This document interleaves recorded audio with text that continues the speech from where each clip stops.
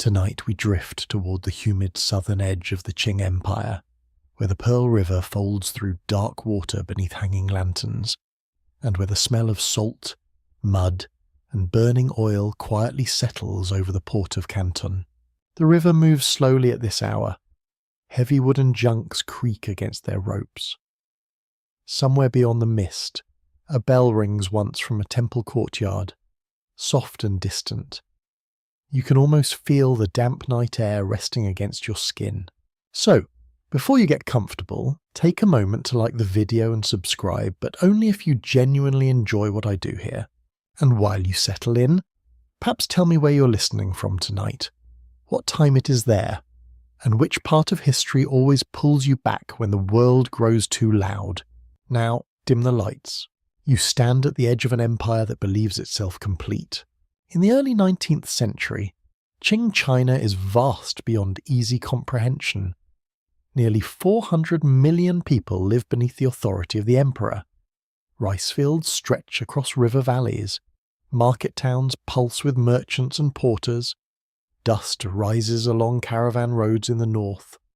Scholars bend over examination papers beneath candlelight, while fishermen untangle wet nets before dawn.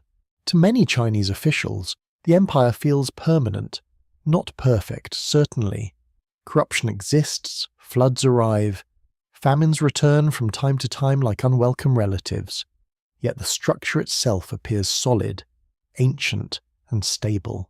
Foreigners, meanwhile, are distant figures at the edges of the world.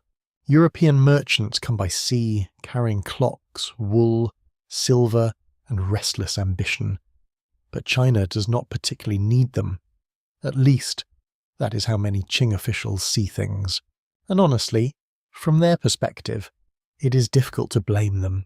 China produces silk finer than anything woven in Europe.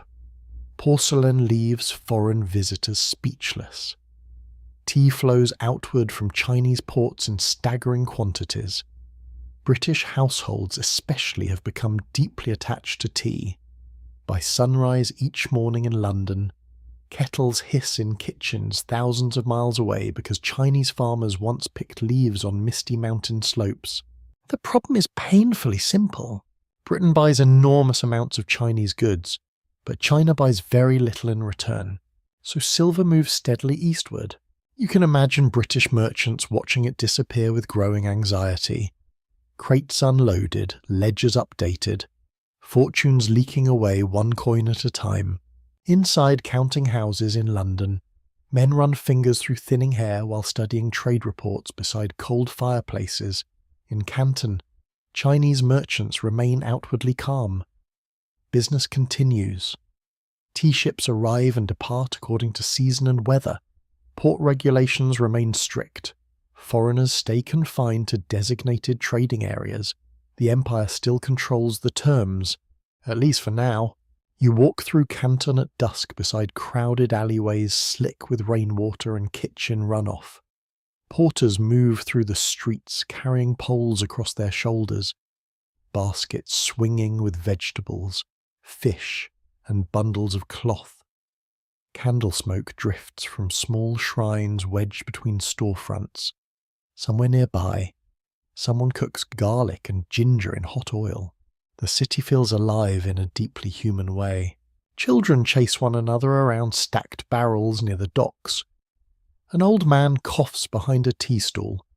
A clerk carefully dries ink on a shipping document while trying not to fall asleep. History often survives in records of emperors and admirals, but most lives happen in smaller moments like these.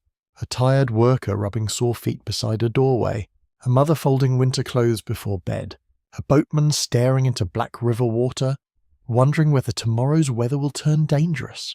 And moving quietly through all of this is trade, endless trade.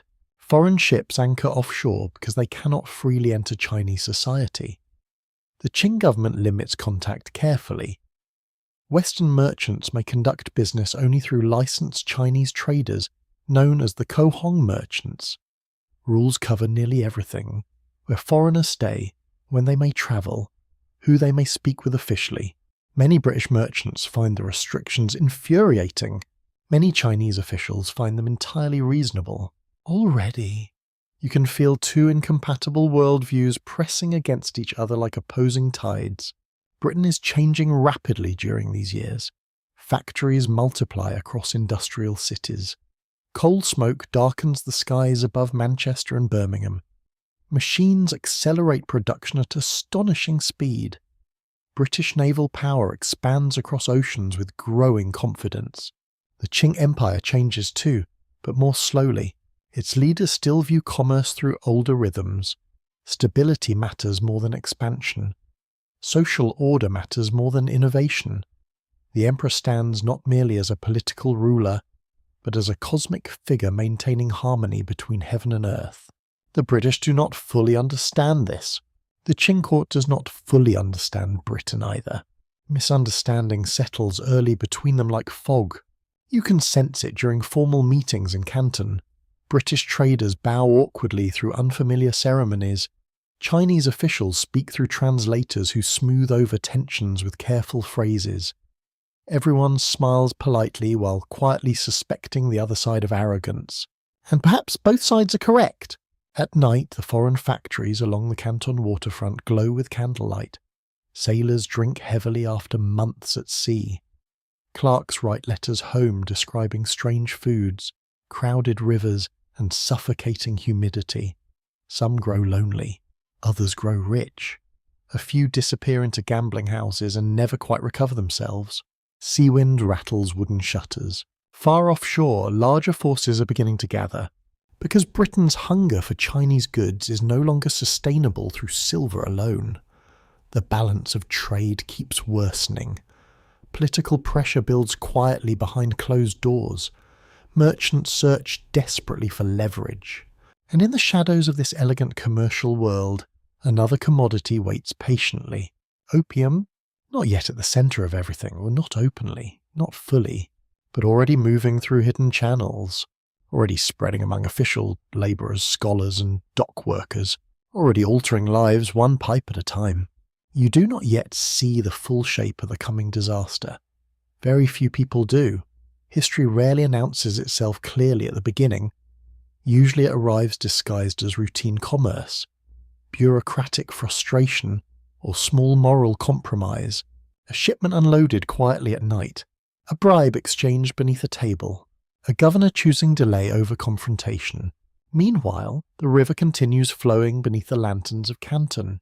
The empire sleeps uneasily beside it, and somewhere beyond the horizon, steam power, industrial ambition, and imperial certainty moves steadily eastward through dark water. Morning arrives through pale river fog. You wake into the restless rhythm of Canton before sunrise, when the city still feels half submerged in dreams.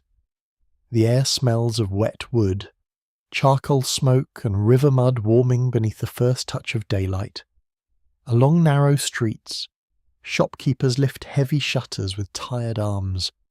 Boatmen call to one another through the haze, somewhere nearby.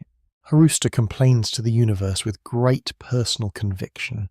The Pearl River never truly sleeps. Even now, small craft drift between large anchored ships carrying vegetables, tea chests, letters, and whispered rumours. The water slaps gently against wooden hulls. Damp ropes creak under strain.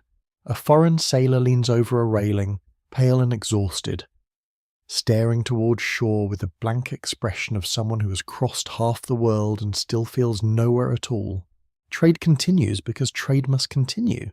Yet beneath the ordinary bustle, something unsettled moves quietly through the empire. Silver is disappearing. For generations, silver has flowed steadily into China from foreign trade. Taxes are collected in silver. Merchant accounts rely upon it.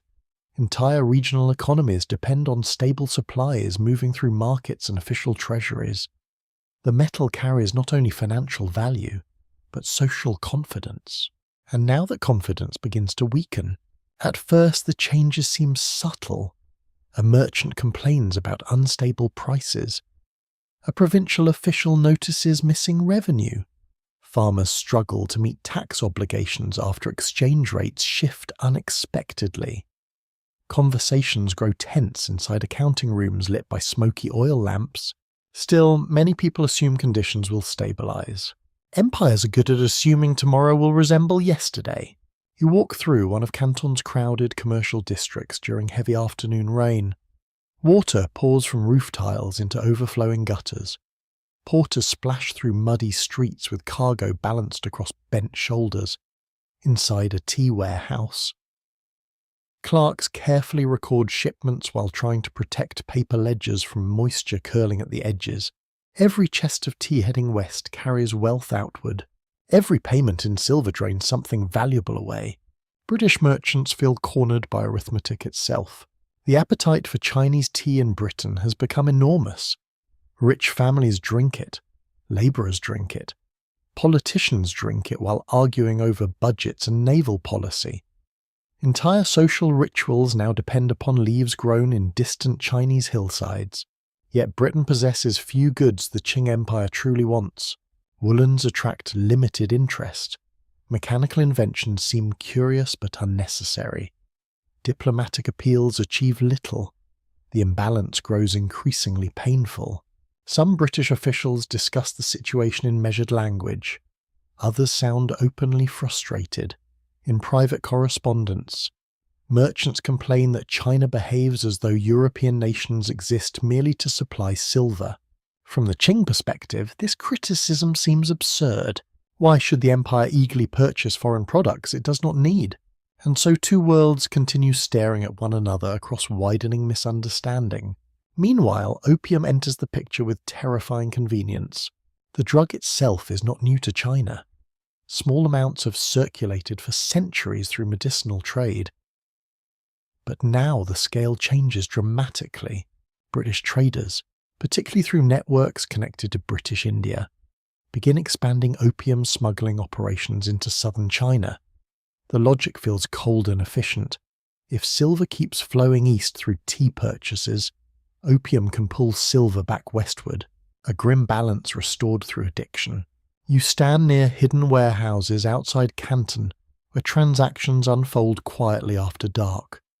Lantern light flickers against wet walls. Small boats move carefully along narrow waterways. Crates change hands without official paperwork. Voices remain low. Everyone understands the risks. Corruption smooths the process. Some customs officials accept bribes because salaries are low and temptations enormous. Some local authorities prefer not to look too closely. Others genuinely fear confronting powerful trading interests linked to foreign merchants and Chinese intermediaries alike. No empire functions entirely through laws. Eventually, it functions through habits, and bad habits spread quickly. At first, many users belong to wealthier classes. Scholars smoke opium in private rooms decorated with painted screens and delicate porcelain cups. Officials indulge after banquets. Merchants relax beside open windows while rain taps softly against bamboo shutters. Then the habit spreads further. Dock workers begin using it after exhausting labour shifts. Soldiers encounter it near ports. Servants borrow from employers. Families quietly sell possessions to support dependency. Debts deepen. Productivity declines. Accounts from the period describe men sitting motionless for hours beneath drifting smoke. Detached from ordinary time, some recover easily after occasional use. Others slide slowly into ruin. Historians still debate how widespread severe addiction truly became before the wars.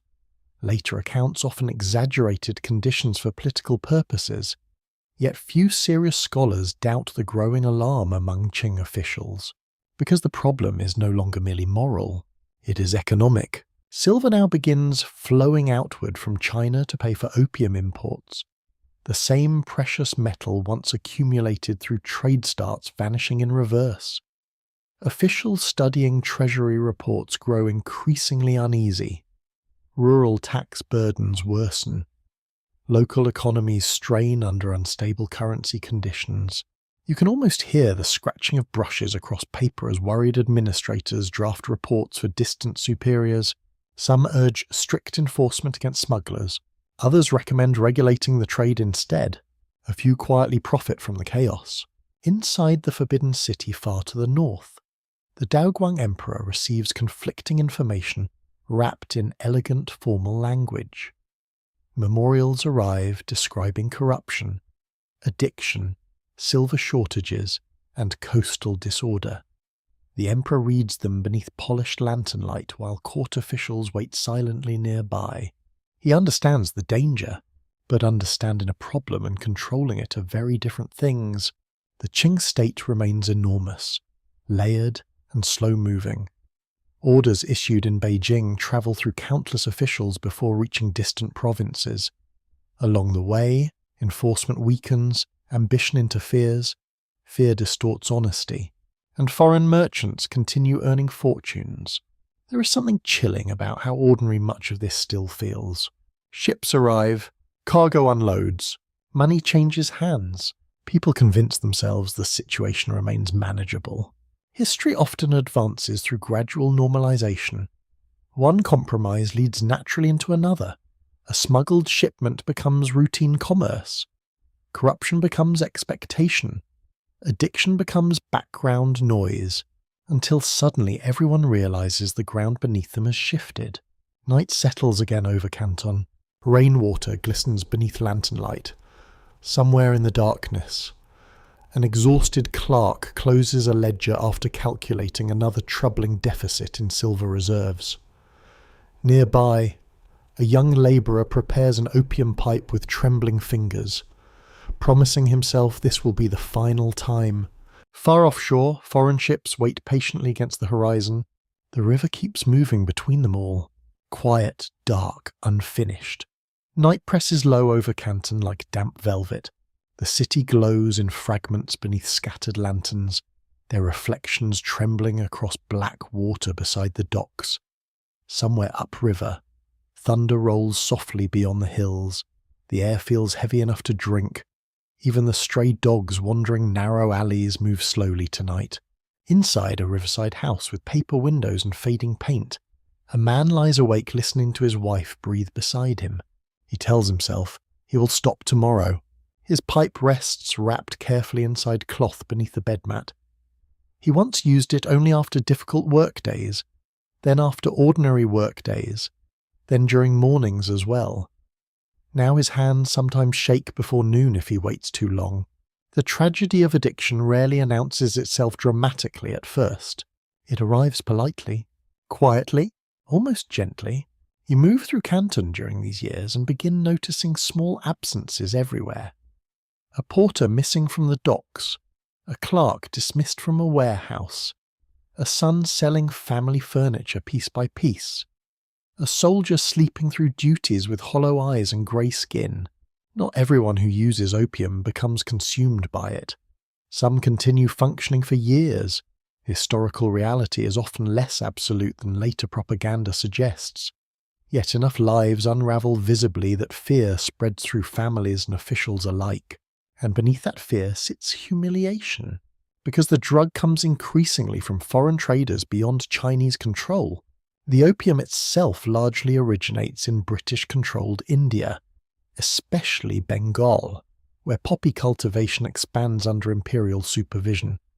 The British East India Company officially avoids direct smuggling into China, maintaining careful legal distance. But private merchants operate eagerly within systems the empire quietly benefits from. Everyone understands the arrangement. Few say it aloud. On humid evenings offshore, fast-moving receiving ships anchor beyond direct Qing enforcement. Chinese smugglers travel out by boat under cover of darkness. Chests of opium exchange hands quickly. Silver flows back the opposite direction. The entire operation develops its own rhythm. Predictable, profitable, corrosive, you can smell the sea wind carrying tar, salts, and stale tobacco as sailors haul cargo across wet decks by lantern light. Foreign merchants study inventories inside cramped cabins cluttered with ledgers, maps, and half-finished bottles of wine. Some feel little moral conflict, others clearly do. One British trader writes privately that the business feels ugly but unavoidable. Another insists Chinese demand alone drives the trade. A third simply calculates profits and avoids philosophical reflection entirely. Human beings possess remarkable talent for explaining uncomfortable behaviour to themselves. Back in Canton, opium dens emerge in hidden rooms behind ordinary storefronts. Some remain relatively quiet places where merchants recline on carved wooden couches beneath hanging lamps. Others sink into misery and exhaustion. You step into one dim chamber where smoke gathers thickly against the ceiling beams. Men lie stretched across narrow beds while an attendant moves silently between them, carrying pipes and heated tools. Nobody speaks much. The room feels suspended outside ordinary time. Only the faint bubbling sound of prepared opium breaks the silence.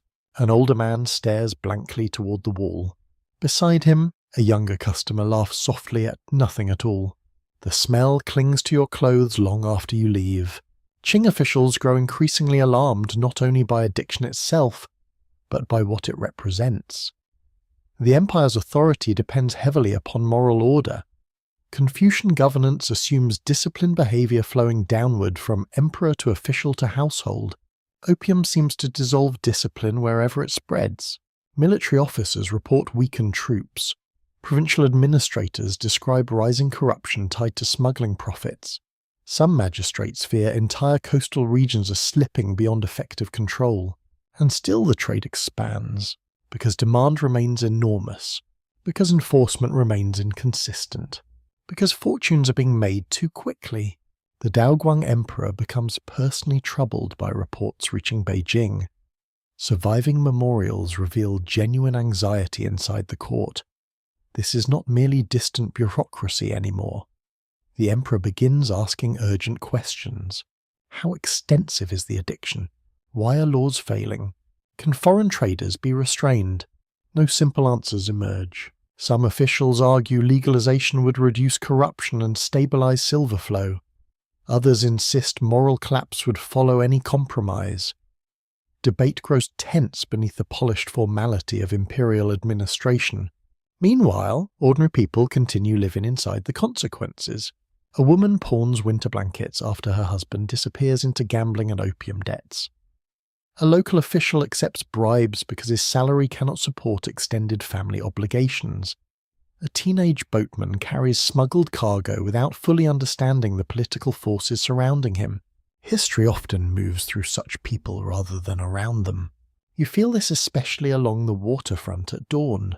Fog drifts low over anchored ships while fishermen sort silver-scaled catches into baskets.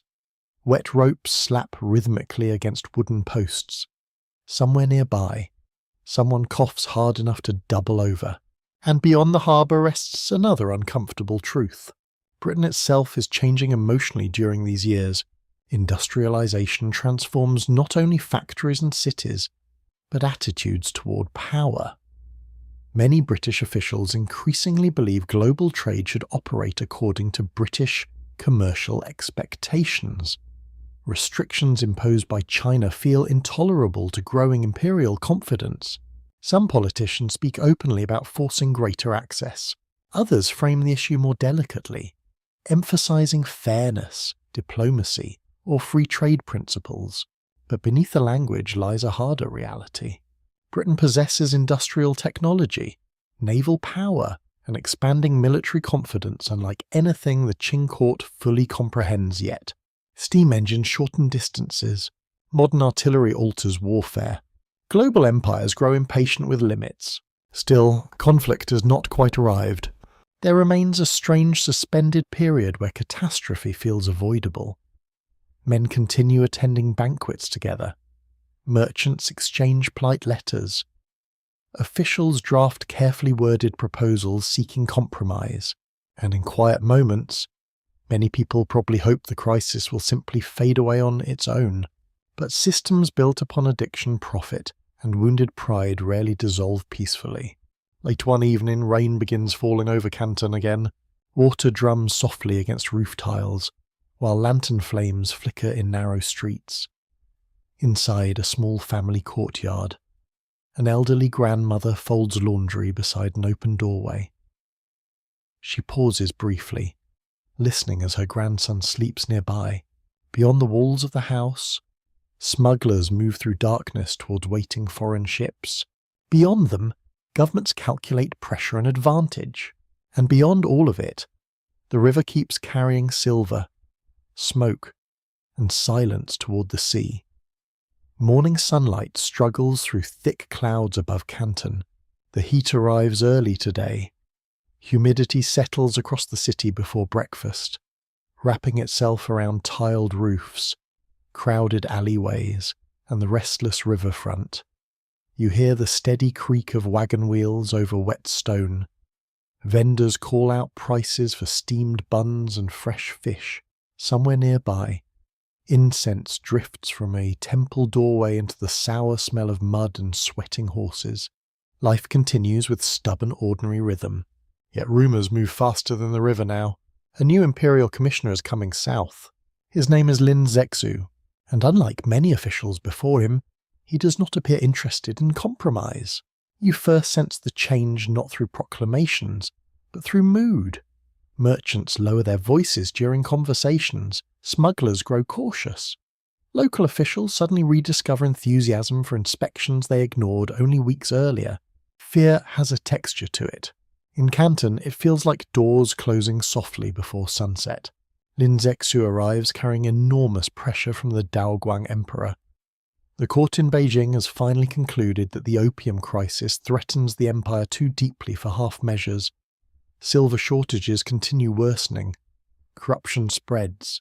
Reports describing addiction among soldiers and officials have become impossible to dismiss. Someone must restore order. And Lin has a reputation for moral seriousness almost severe enough to unsettle people before he even speaks. Historical records describe him as disciplined, intelligent, and deeply committed to Confucian principles. He believes government exists to preserve social harmony and ethical conduct. Opium, to him, is not simply illegal commerce. It is poison weakening the empire from within. You can imagine the exhaustion already resting behind his eyes as he travels south toward Canton. Endless documents, endless warnings, endless pressure from an emperor demanding results. He knows failure could destroy his career. He likely suspects the stakes are even larger than that. When Lin enters Canton in 1839, the atmosphere changes almost immediately. Officials who once delayed enforcement now scramble to appear loyal. Arrests increase. Coastal patrols intensify. Known Chinese opium dealers face harsh punishment. Foreign merchants receive blunt demands. Surrender the opium stocks. End the trade. Submit to imperial authority. Lin approaches the crisis with remarkable personal conviction. He writes moral appeals, arguing that no civilized nation should profit from another society's suffering.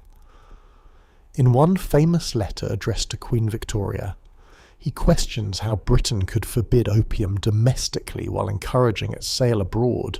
There is something painfully human in the letter, not theatrical outrage, not imperial boasting, genuine disbelief. Whether Queen Victoria ever actually read the message remains uncertain. Historians still debate the matter, but the sentiment survives clearly enough. Lin sees the trade not merely as criminal, but profoundly unjust. And for a moment, you almost feel the possibility of restraint. Perhaps firm enforcement will succeed. Perhaps merchants will retreat. Perhaps both empires can step back before violence arrives. But history often punishes moments of mutual incomprehension. Foreign traders inside Canton react with growing alarm. Many insist they are being unfairly threatened. Others fear enormous financial losses if opium stockpiles are confiscated. British officials become increasingly defensive, especially regarding demands that foreign subjects submit directly to Chinese legal authority. The cultural divide widens rapidly. To Qing officials, enforcing imperial law against harmful smuggling seems entirely reasonable. To many British representatives, China's restrictions appear arbitrary, humiliating, and incompatible with emerging ideas about international relations. Neither side fully grasps how dangerous the situation has become. You walk through Canton during these tense weeks and feel anxiety everywhere. Tea houses grow quieter when unfamiliar faces enter. Dock workers pause conversations as patrol boats pass nearby. Even the river traffic seems more cautious. At night, lantern light flickers across nervous gatherings inside foreign warehouses near the waterfront. Merchants debate options in overheated rooms smelling of damp paper, tobacco smoke and stale wine. Some advocate compromise, others demand resistance. A few quietly begin preparing escape plans. Outside, summer insects hum against darkened windows. Lin presses harder. He orders foreign traders confined to their compounds until opium supplies are surrendered. Food deliveries tighten. Communication becomes restricted. Tension thickens day by day beneath the suffocating southern heat. The British superintendent, Charles Elliot, finds himself trapped between competing responsibilities. He must protect British commercial interests while avoiding total disaster. Eventually, he makes a fateful decision. He promises British merchants that the Crown will compensate them for surrendered opium stocks. It is an extraordinary commitment. And once made, events accelerate beyond easy control. Thousands of opium chests are handed over to Chinese authorities. You can picture the scene along the waterfront, labourers hauling heavy crates through muddy ground beneath armed supervision, officials recording inventories with careful brushstrokes, foreign merchants watching fortunes disappear into imperial custody. Some stand silent with anger, others with disbelief. Lin now possesses what he wanted, but possession creates a new problem. What exactly should be done with the opium itself? The answer arrives with deliberate symbolism. Destroy it publicly. Destroy all of it. Not quietly inside warehouses. Not secretly through private disposal. The destruction must send a message across China and beyond foreign seas. The empire will not tolerate poison for profit. And so preparations begin near Humen, outside Canton, where trenches are dug beside the water. Workers gather lime and salt. Officials organize supervision. Crowds whisper about the coming spectacle. Meanwhile, British anger deepens dangerously. Many merchants now view the confiscation as theft on a staggering scale. Politicians in London will soon hear exaggerated stories, selective accounts, and furious demands for compensation. Questions of legality, sovereignty, commerce, and national prestige begin tangling together. Trade disputes are becoming matters of empire. Still, on certain evenings, the world remains deceptively quiet. Rain taps softly against bamboo shutters. Families eat simple suppers beneath hanging lamps. Riverboats drift through darkness under cloudy skies. Somewhere in Canton, a tired clerk falls asleep over government records while candle wax hardens beside his hand. And Commissioner Lin, sitting awake late into the night, likely believes he's saving his country. Perhaps he is. Perhaps he's also unknowingly opening the door to catastrophe. The destruction begins beneath a grey southern sky, at Humen, near the mouth of the Pearl River. The air smells of seawater, mud, and freshly cut earth. Heavy clouds drift low overhead while labourers move carefully between enormous stacks of confiscated opium chests. Soldiers stand watch nearby with spears and matchlock muskets darkened by humidity. Everything feels strangely ceremonial. You hear shovels scraping wet ground. Wooden crates crack open beneath iron tools. Bitter smoke rises faintly as workers empty compacted opium into long trenches lined with stone and lime. Commissioner Lin Zexu watches closely. He understands the importance of symbolism. This is not simply disposal. It is a declaration, a moral performance staged before China, before foreign merchants, and perhaps before history itself. The empire is demonstrating resolve after years of hesitation and compromise, and for a brief moment, the operation almost resembles purification. Salt water is poured into the trenches. Lime reacts violently with the opium mixture. Workers stir the thick black sludge with long poles, while officials supervise every step. Contemporary accounts describe the smell as overwhelming, sharp and medicinal, clinging to clothes and skin long afterward. The process continues for weeks. Nearly 20,000 chests are destroyed. an astonishing quantity. You stand among gathered onlookers watching dark residue flow gradually toward the sea. Some spectators seem satisfied, others anxious, a few simply curious. As though attending a grim public festival they do not entirely understand. Children crane their necks for a better view. Vendors sell tea nearby. History often unfolds beside ordinary commerce. Lin believes he's achieved something necessary and righteous. Many Chinese officials agree. The opium trade has poisoned communities, weakened administration, and drained silver from the empire. Strong action appears overdue. Yet across the water, British reactions harden into fury. Foreign merchants do not see moral restoration. They see confiscated property worth enormous sums. And perhaps more importantly, they see humiliation. Inside crowded foreign compounds at Canton, anger spreads through overheated rooms smelling of damp wool uniforms, spilled liquor, and sea salt trapped in wooden floorboards. Merchants argue loudly late into the night. Clerks recalculate catastrophic financial losses by candlelight. Naval officers exchange sharp opinions about Chinese authority and British prestige. The emotional temperature changes. Compromise begins slipping away. Charles Elliot, already under pressure, sends urgent reports describing events back to Britain. His language reflects growing tension. He frames the confiscation as a coercive and unacceptable. British commercial interests, he insists, require protection. Messages cross oceans slowly in this era. Weeks pass, months sometimes. But once outrage begins moving through imperial systems, distance rarely softens it. Meanwhile, life in Canton grows increasingly uneasy. Trade slows, suspicion deepens. Chinese workers connected to foreign commerce worry about sudden unemployment. Boatmen whisper rumours about possible fighting. Some foreign residents begin withdrawing families and valuables from vulnerable areas. The city feels like a room where voices have become too quiet. Even the weather seems restless. Summer storms sweep across the Pearl River with violent suddenness. Rain hammers rooftops until streets flood ankle-deep with muddy water. Thunder rattles windows in merchant warehouses. Ships offshore strain against anchor lines, while sailors curse into heavy wind. And still the political machinery keeps turning. In London, the debate over China quickly becomes larger than opium alone. Politicians, newspapers, and commercial interests begin reframing the issue around national honour, trade rights, and diplomatic equality.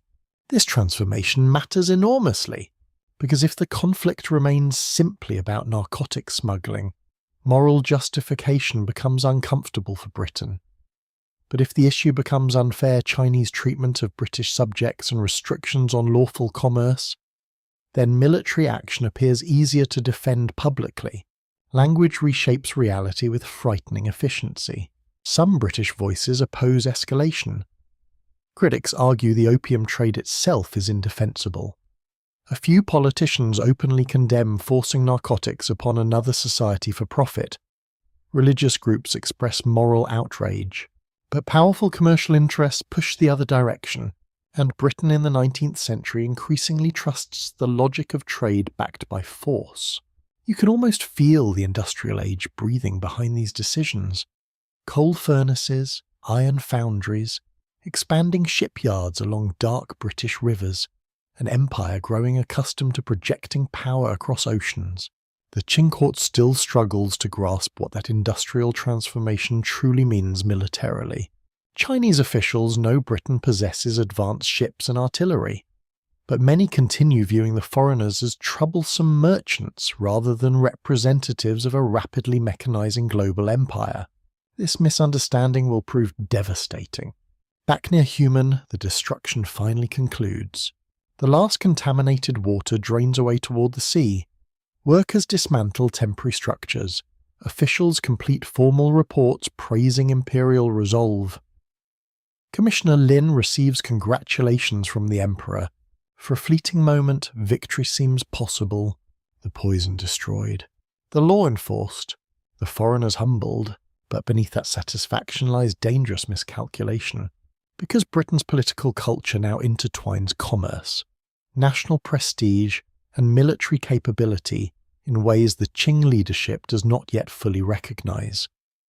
Economic disputes increasingly become strategic confrontations, and wounded prestige often matters more to governments than practical compromise, especially imperial governments. Night settles heavily over Canton once again. You walk beside the waterfront where humid wind carries the smell of tidal mud and extinguished lanterns. Somewhere offshore, British ships remain anchored in uneasy silence, their dark outlines barely visible against the horizon. On shore, Chinese families prepare evening meals behind shuttered windows. Rice steams gently over charcoal fires. Parents speak quietly about rising tensions, while children drift towards sleep, unaware of the forces gathering around them. And Commissioner Lin, exhausted but determined, likely still believes firmness will preserve peace through strength. It is a deeply human belief, sometimes even a noble one. But history contains many moments where sincere conviction leads nations directly toward disaster. The river flows onward beneath the storm clouds, and somewhere far beyond the South China Sea, Britain is beginning to prepare an answer. Far from Canton, London wakes beneath cold rain and chimney smoke. The city feels heavy with coal soot in the early morning. Carriages rattle over slick cobblestones. Shopkeepers sweep yesterday's grime into the gutters. Along the Thames, ships crowd the riverbanks beneath a forest of masts and rigging, while factory smoke drifts low across the grey sky, like weather that never fully leaves. You can smell wet wool, horse manure, and burned coal everywhere. This is the heart of an empire becoming industrial at astonishing speed. And somewhere inside its vast machinery, the crisis in China begins hardening into policy. News from Canton arrives slowly after months at sea, carried in bundles of letters, official dispatches, and newspaper reports already shaped by opinion before they even reach Parliament. By the time British politicians debate the matter seriously, emotions have sharpened considerably. The destruction of the opium human dominates discussion. Many merchants demand compensation and retaliation. Commercial groups argue Britain's national credibility has been insulted. Newspapers publish dramatic accounts describing Chinese arrogance and mistreatment of British subjects. The details often grow simplified in the retelling. That is another habit of history. Complex moral situations become cleaner once governments require public support. Inside Parliament, debates unfold beneath flickering candlelight and the stale warmth of crowded chambers. Some politicians argue passionately for military action. Others remain uneasy, especially regarding the morality of defending a trade connected so clearly to addiction and smuggling.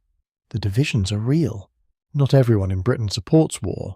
A young politician named William Gladstone condemns the conflict fiercely, calling the opium trade disgraceful and morally indefensible. Religious critics warn that Britain risks national shame by using military power to protect narcotics trafficking, but moral discomfort competes against commercial ambition and imperial confidence. And imperial confidence usually speaks with a louder voice. You sit quietly in the gallery of the House of Commons, as rain taps against distant windows and exhausted men argue deep into the evening. Some frame the issue as one of free trade. Others focus on diplomatic equality, insisting China refuses to treat Britain as a modern sovereign power. There is truth inside these arguments. There is also selective blindness, because the central reality remains difficult to escape. Britain wants expanded commercial access to China, and opium profits have become deeply entangled with that goal. Yet governments rarely march towards war, while openly admitting the ugliest parts of their motivations, so language shifts carefully. Protection of trade, defence of national honour, security for British subjects abroad. The words sound cleaner than addiction and silver drain. Outside Parliament, ordinary people continue living ordinary lives mostly untouched by events unfolding across distant oceans. Factory workers stumble home through fog-darkened streets after 14-hour shifts. Mothers prepare weak tea beside cramped fireplaces. Dock workers unload cargo along the Thames beneath freezing rain. Few fully understand China. Fewer still understand what modern industrial warfare will look like when carried across continents by steam-powered naval force. Meanwhile, the British state begins organising military response with growing seriousness. Warships are prepared. Naval officers review charts of Chinese waters. Supply networks activate across imperial ports stretching from India to Singapore. Britain's global empire allows movement on an enormous scale now. Troops, ships, weapons, and information travel through expanding systems built over decades of colonial trade and naval dominance. The Qing Empire still thinks largely in regional terms. Britain increasingly thinks globally. That difference matters. You can feel it aboard Royal Navy vessels preparing for deployment. Iron cannons sit secured along polished decks smelling of tar, salt, and wet rope. Young sailors climb rigging in cold wind while officers study maps beneath lantern light inside cramped cabins. Some crewmen are excited by the prospect of action. Others simply look tired. Military service in this era remains brutal work even before combat begins. Scurvy, storms, disease, and exhaustion kill men regularly. A sailor heading east toward China might spend years away from home, and yet the machinery keeps moving forward. The British government eventually approves military intervention by a narrow margin. It is not overwhelming enthusiasm that launches the expedition, but something more familiar in history. Momentum, commercial pressure, national pride, strategic calculation. Once enough powerful interests align, war can begin feeling strangely inevitable. Across the world in Beijing, Qing officials still struggle to interpret British intentions accurately. Some assume limited displays of force may occur near Canton before negotiations resume. Others underestimate Britain's willingness to sustain distant military operations. The scale of the coming conflict remains unclear to nearly everyone. Even now, catastrophe still feels avoidable. There are moments when diplomacy almost stabilizes things. Letters pass between officials. Temporary agreements emerge and collapse. Trade pauses and resumes uncertainly. Both sides continue misunderstanding each other at nearly every level. The British often interpret Qing diplomatic language as evasive or arrogant. Qing officials often interpret British demands as aggressive and incomprehensible. Translation itself becomes dangerous. Certain political concepts simply do not align neatly between the two empires. The Qing court views foreign relations through older tributary traditions emphasizing hierarchy and imperial centrality. Britain increasingly insists upon state-to-state equality shaped by European diplomatic norms. Each side believes the other refuses basic reason. And perhaps each side is partly correct. Late one evening, you stand beside the Thames watching rain scatter across dark water beneath gas lamps. A ship bound eventually for Asia rocks gently against the dock, while workers haul crates through freezing mist.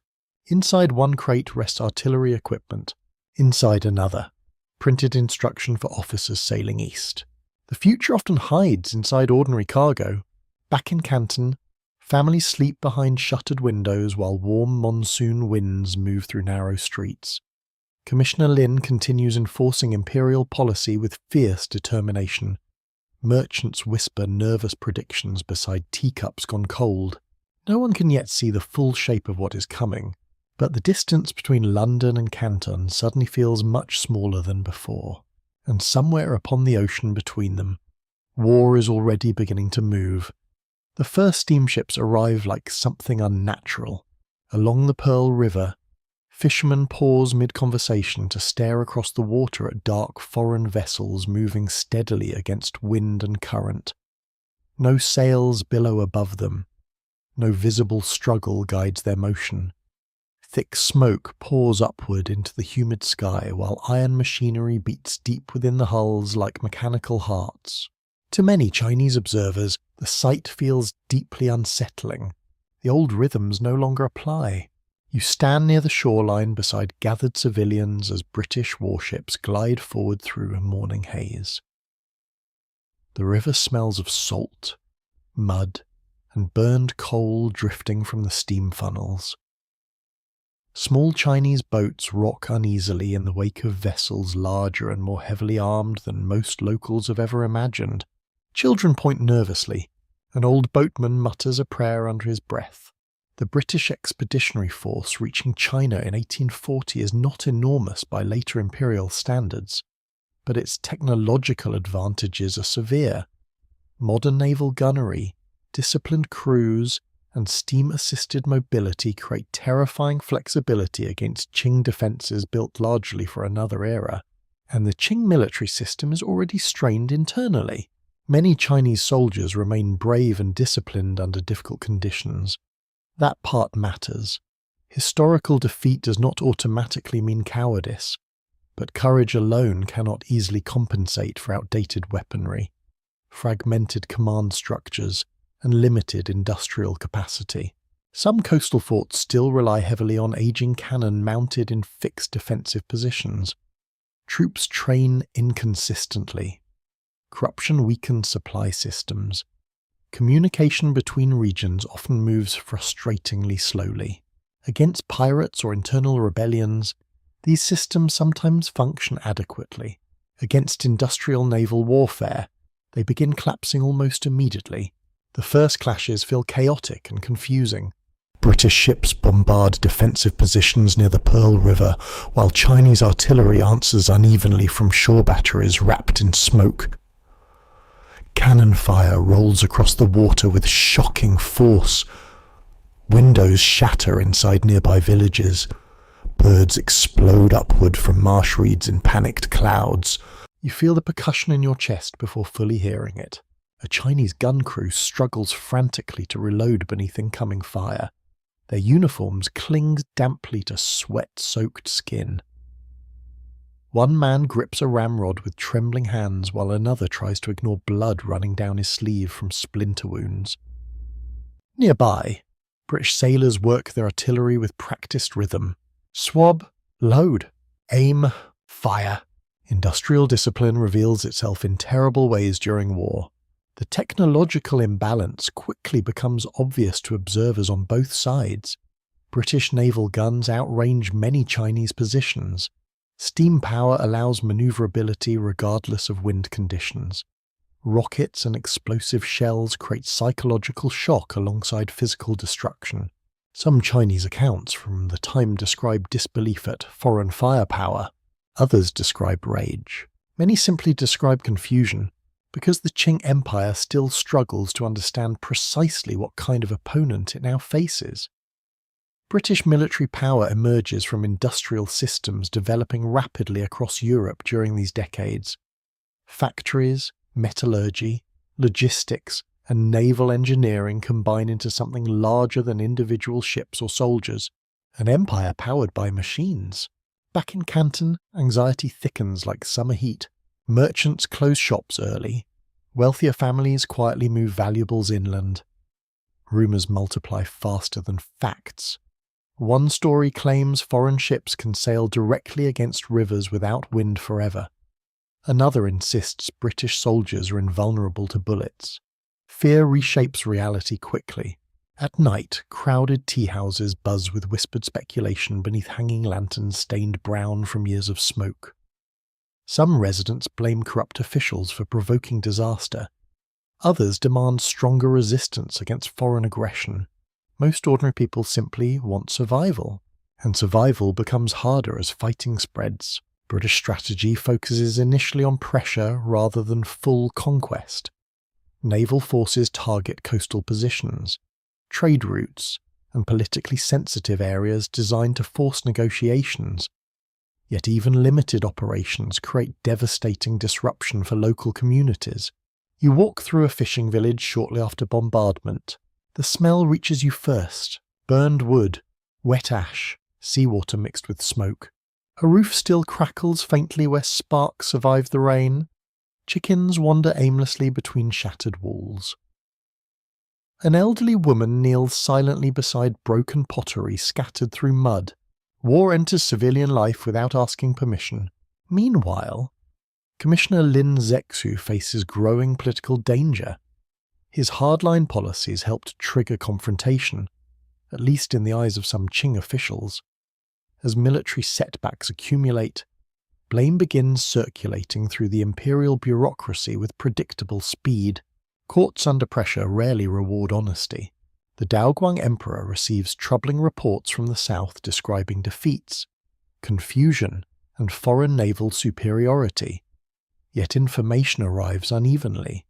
Some officials soften bad news to protect themselves. Others exaggerate threats hoping to gain influence or resources. The emperor sits far away in Beijing trying to understand a rapidly changing crisis through filtered documents carried over enormous distances. Imagine the loneliness of that responsibility for a moment. An aging ruler reading contradictory memorials late into the night while advisors offer competing solutions no one fully trusts. Some urge continued resistance. Others recommend negotiation. No option feels safe anymore. On British ships offshore, officers study Chinese reactions carefully. Some express open contempt for Qing military weakness. Others remain more cautious, recognizing the immense size and complexity of the empire they confront. And beneath the confidence, many British sailors experience the ordinary discomforts of distant war. Uniforms rot in humid conditions. Food spoils quickly. Disease spreads through cramped quarters. Sea wind carries heat instead of relief. One young Marine writes home describing China as beautiful, exhausting, and deeply strange all at once. That combination often appears in imperial encounters. As autumn approaches, smoke drifts repeatedly across the southern coast. Fortifications damaged one week are hastily repaired the next. Diplomacy flickers uncertainly between military actions like candlelight struggling against wind. But each new clash pushes both sides further from compromise. And the people living beside the river understand something important before many officials do. The old balance is breaking. Not only in Canton, not only in trade, something larger has entered the world now, carried by steam engines, naval cannon, and imperial certainty across dark water from very far away. The cannon fire reaches the cities before the news does. Along the southeastern coast of China, people wake to ordinary mornings that suddenly fracture beneath thunder rolling in from the sea. Shopkeepers pause with hands still resting on wooden shutters. Farmers look upward from flooded rice fields. Temple bells continue ringing for a few confused moments before panic overtakes routine. Then windows begin shattering. British naval strategy now expands beyond Canton. Warships strike along the coastline, targeting forts, ports, and administrative centres intended to pressure the Qing government into submission. The attacks move with unsettling speed. A harbour bombarded one week may fall silent the next, only for another city farther north to erupt beneath smoke and artillery. The empire feels vast, yet suddenly vulnerable. You stand inside a crowded waterfront district as residents rush through narrow streets carrying bundles of clothing, rice sacks, sleeping children, and whatever valuables they can gather quickly. The air tastes bitter from drifting gunpowder. Somewhere nearby, a horse screams in terror after collapsing beside an overturned cart. Fear changes the sound of a city. Voices rise sharply. Footsteps multiply. Doors slam with desperate force. British ships anchor offshore beyond the reach of many Chinese defences and begin systematic bombardment. Cannon flashes bloom through heavy smoke while shells crash into fortifications built for another age. Some Chinese defenders fight stubbornly despite impossible conditions. Others break under the overwhelming firepower. Accounts differ from battle to battle, but one detail appears repeatedly: the noise. Survivors describe explosions shaking stone walls and rattling teeth. British naval guns produce sustained devastation unfamiliar to many coastal communities. Even civilians far from direct impact feel the psychological shock of industrial artillery echoing across water. You can imagine a child crouching beneath a table while plaster dust drifts from the ceiling overhead, or an elderly scholar standing silently in a courtyard. listening as cannon fire interrupts the steady rhythm of afternoon rain. The emotional experience of war often arrives long before soldiers appear physically nearby. Inside Qing administrative offices, confusion deepens. Local officials scramble to organize defenses, evacuate records, calm civilians, and communicate with Beijing all at once. Some governors prove competent and determined. Others collapse beneath pressure or disappear behind layers of bureaucratic delay. The empire's immense size becomes both strength and weakness. Resources exist in abundance across China, but coordinating them effectively during crisis proves painfully difficult. Meanwhile, British commanders increasingly recognize the leverage their navy provides. They can strike coastal targets selectively, threaten economically important regions, and force negotiations through mobility alone. Steam power changes everything. Chinese observers remain especially unsettled by vessels moving regardless of wind direction. Traditional assumptions about naval timing and geography begin failing unexpectedly. Rivers and coastlines once considered protective barriers suddenly feel exposed. One Qing officer reportedly compares British ships to floating fortresses possessed by demons. Exaggeration perhaps, but understandable exaggeration. You walk through the aftermath of bombardment in a small port town where smoke still hangs low above ruined warehouses. Burned paper drifts through muddy streets. Someone has covered shattered windows with woven mats against the wind. A family sits quietly beside stacked belongings, staring toward the harbour where foreign ships remain visible in the distance. No one knows whether the attack will resume tomorrow. War creates long hours of waiting between moments of terror, and during those hours, ordinary emotions persist strangely intact. A mother still worries whether rice supplies will last the week. A clerk still searches frantically for missing account books. A young couple still argues softly about whether to flee inland or remain home. History never fully pauses daily life, even during catastrophe. Back in Beijing, the Daoguang Emperor struggles increasingly with frustration and disbelief. The Qing court had long viewed foreign powers as peripheral actors operating at the edges of imperial civilization. Now those same outsiders bombard Chinese cities almost at will. The emotional shock inside the court is difficult to overstate. Not merely military concern, humiliation, because imperial legitimacy rests partly upon maintaining order beneath heaven. Foreign attacks exposing state weakness threaten political confidence itself. Blame spreads rapidly through the bureaucracy. Commissioner Lin Zexu becomes a convenient target. Critics accuse him of provoking unnecessary conflict through excessive rigidity. Others defend his moral courage while questioning military preparedness. The emperor, exhausted by contradictory advice and mounting defeats, eventually removes Lin from power and sends him into internal exile. It is a lonely political ending for a man who believed sincerely he was defending his country. You imagine him receiving the imperial order in silence, perhaps hearing distant river water outside the window, perhaps understanding already that larger forces have overtaken individual intention. His fall does not stop the war. By now, the conflict moves according to broader imperial momentum. British demands expand beyond compensation for confiscated opium. Trade access, diplomatic recognition, territorial concessions, and legal protections all enter negotiations.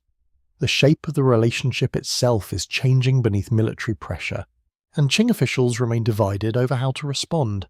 Some advocate stronger resistance despite repeated setbacks. Others argue the empire must buy time through compromise.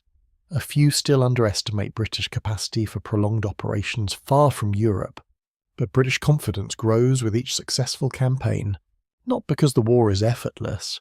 Disease, climate, logistical strain, and long supply lines continue causing real hardship for British forces. Yet operational victories reinforce belief in industrial and naval superiority. Empires become especially dangerous when convinced history itself favours them. As evening settles over the coast, distant fires flicker beneath low clouds stained orange from smoke.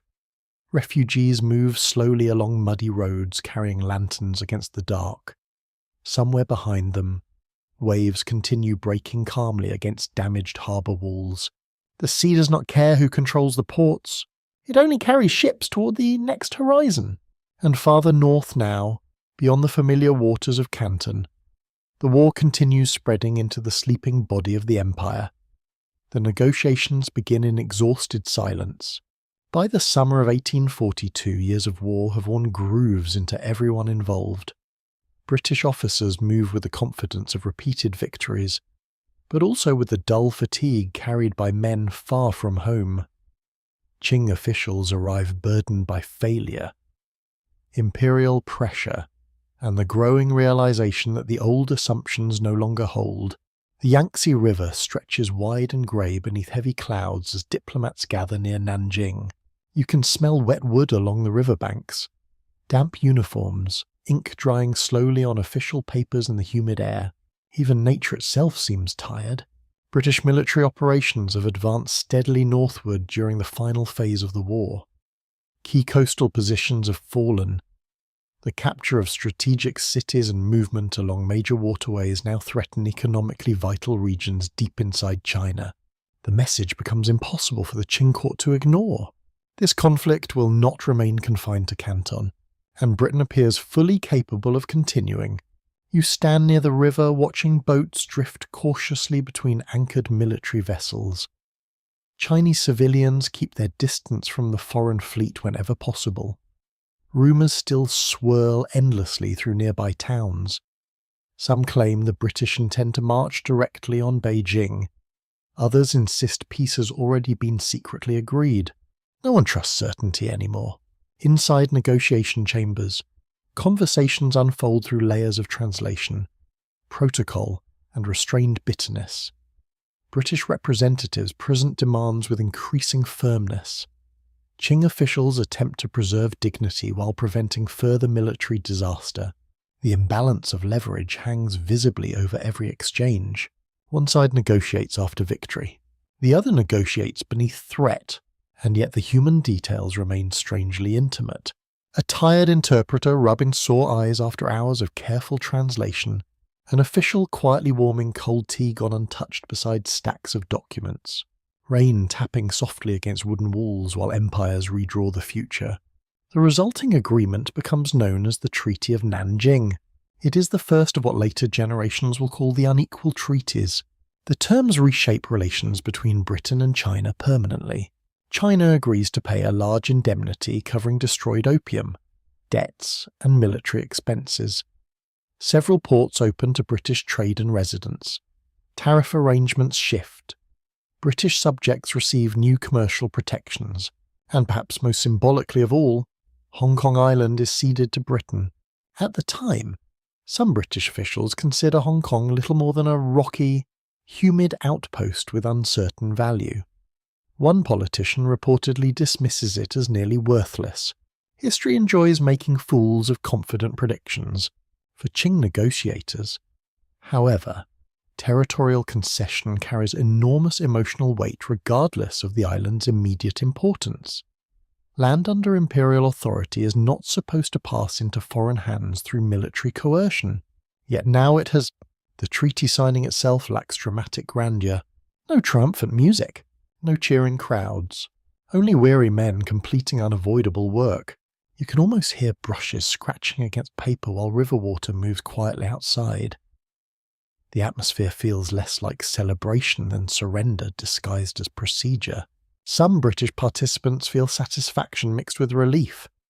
The war has been expensive and logistically difficult despite military success. Many want stable commercial arrangements more than endless campaigning.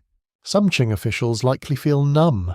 Humiliation becomes difficult to process when survival requires continued negotiation, and ordinary people across China still barely understand what has happened. A farmer in an inland province may hear vague rumours months later about foreign victories near distant rivers. A merchant in Canton learns new trade regulations before grasping their larger consequences. A fisherman watches unfamiliar foreign ships appearing more frequently along the coast without knowing treaties have reshaped entire legal systems around him. History rarely announces itself clearly to those living inside it. Still, the emotional impact within educated Chinese circles begins deepening rapidly. Scholars, officials, and local elites recognize something profoundly unsettling in the treaty's implications. The Qing Empire has been forced into concessions through foreign military pressure. The old world order has cracked. Not completely, not yet, but visibly. Back in Britain, reactions to the treaty remain mixed. Commercial interests largely welcome expanded access to Chinese markets. Government leaders frame the agreement as successful diplomacy backed by justified force. Critics remain uncomfortable. Some continue condemning the war's moral foundations. Others worry Britain has gained only temporary advantage while creating long-term resentment. They are not wrong, because treaties imposed through humiliation often outlive the conflicts that created them. Their emotional consequences sink deep into collective memory. You feel this especially in Canton after news spreads. The city resumes activity gradually. Shops reopen fully. Trade recovers in altered form. Foreign merchants move with greater confidence through spaces once tightly restricted. Yet beneath the outward return to normalcy lies quiet anger. Not loud public outrage, something colder. People remember bombardments, displacement, official weakness, foreign demands enforced through cannon fire. A shopkeeper serving tea may smile politely while privately nursing bitterness for years afterward. An official signing documents may obey imperial orders while feeling profound shame.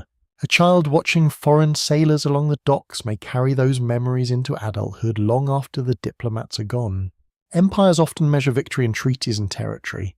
Ordinary people measure it differently. As night falls near Nanjing, lantern light flickers across calm river water beneath low-drifting mist. British officers prepare reports for London. Qing envoys organize dispatches for Beijing. Servants quietly clear untouched food from negotiation tables. The war is ending, but not really, because the Treaty of Nanjing resolves immediate fighting without resolving the deeper collision now underway between industrial imperial power and a wounded but still enormous Chinese empire. That collision will continue shaping lives for generations. And somewhere south along the coast, on a rocky island surrounded by monsoon rain and humid sea wind, a new colonial foothold waits quietly for its future to begin. Rain falls for days over Hong Kong. Not dramatic rain at first, just steady warm mist drifting across steep green hills and scattered fishing villages beside the harbour. Water runs down exposed rock faces and gathers in muddy pathways where barefoot children move carefully between simple homes built from wood, stone, and woven matting. The island hardly resembles the centre of empire it will later become. In 1842, Hong Kong feels raw, uncertain and unfinished. British officials arriving after the Treaty of Nanjing often describe the place with disappointment. The terrain appears difficult. The climate feels oppressive. Summer heat presses heavily against wool uniforms, while insects swarm through poorly ventilated buildings. Fresh water supplies remain unreliable in many areas. One early visitor complains that the island contains little beyond bare rocks and fever, and yet ships keep arriving. You stand along the harbour as anchors drop one after another into dark water beneath low monsoon clouds. Sailors shout across crowded decks smelling of wet rope, salt and coal smoke. Crates swing overhead from creaking pulleys while Chinese labourers unload cargo beneath rain-soaked hats woven from bamboo. The harbour itself changes everything. Deep natural anchorage makes Hong Kong strategically valuable almost immediately. British merchants recognise the possibilities faster than some politicians back in London. Here, finally, exists a secure foothold outside direct Qing control. A place where trade regulations, taxation, and legal authority can operate according to British imperial priorities. Not a temporary concession, a permanent presence. And permanence changes behaviour. The settlement grows quickly despite miserable conditions. Temporary structures rise beside muddy roads. Warehouses appear near the waterfront. Taverns, supply depots, military barracks, and commercial offices crowd together in chaotic layers. Nothing smells clean. Wet timber, horse sweat, rotting vegetation. Cooking fires fighting damp air. The scent of ambition itself may actually resemble mildew and exhaustion. You walk uphill through narrow pathways where British administrators struggle to impose order upon terrain that resists neat planning. Surveyors study maps beneath umbrellas while labour crews cut roads through dense vegetation. At night, lanterns glow dimly across scattered buildings facing the harbour, and always the rain returns. Many Europeans fall ill during these early years. Tropical disease moves through the settlement with relentless efficiency. Fever spreads easily in cramped quarters where drainage remains poor and medical understanding limited. Soldiers die far from home before ever seeing combat. Empire often looks less glamorous up close, yet commercial energy keeps pushing forward. Chinese merchants begin arriving in increasing numbers despite political tension between Britain and the Qing state. Some seek opportunity, others simply adapt pragmatically to changing realities. Trade follows profit wherever possible, even after war. This creates one of the strange emotional truths of colonial port cities. Resentment and cooperation coexist constantly. A Chinese trader may dislike British authority while still doing profitable business under its protection. A British merchant may privately hold prejudiced views while depending entirely upon Chinese labour networks and local expertise.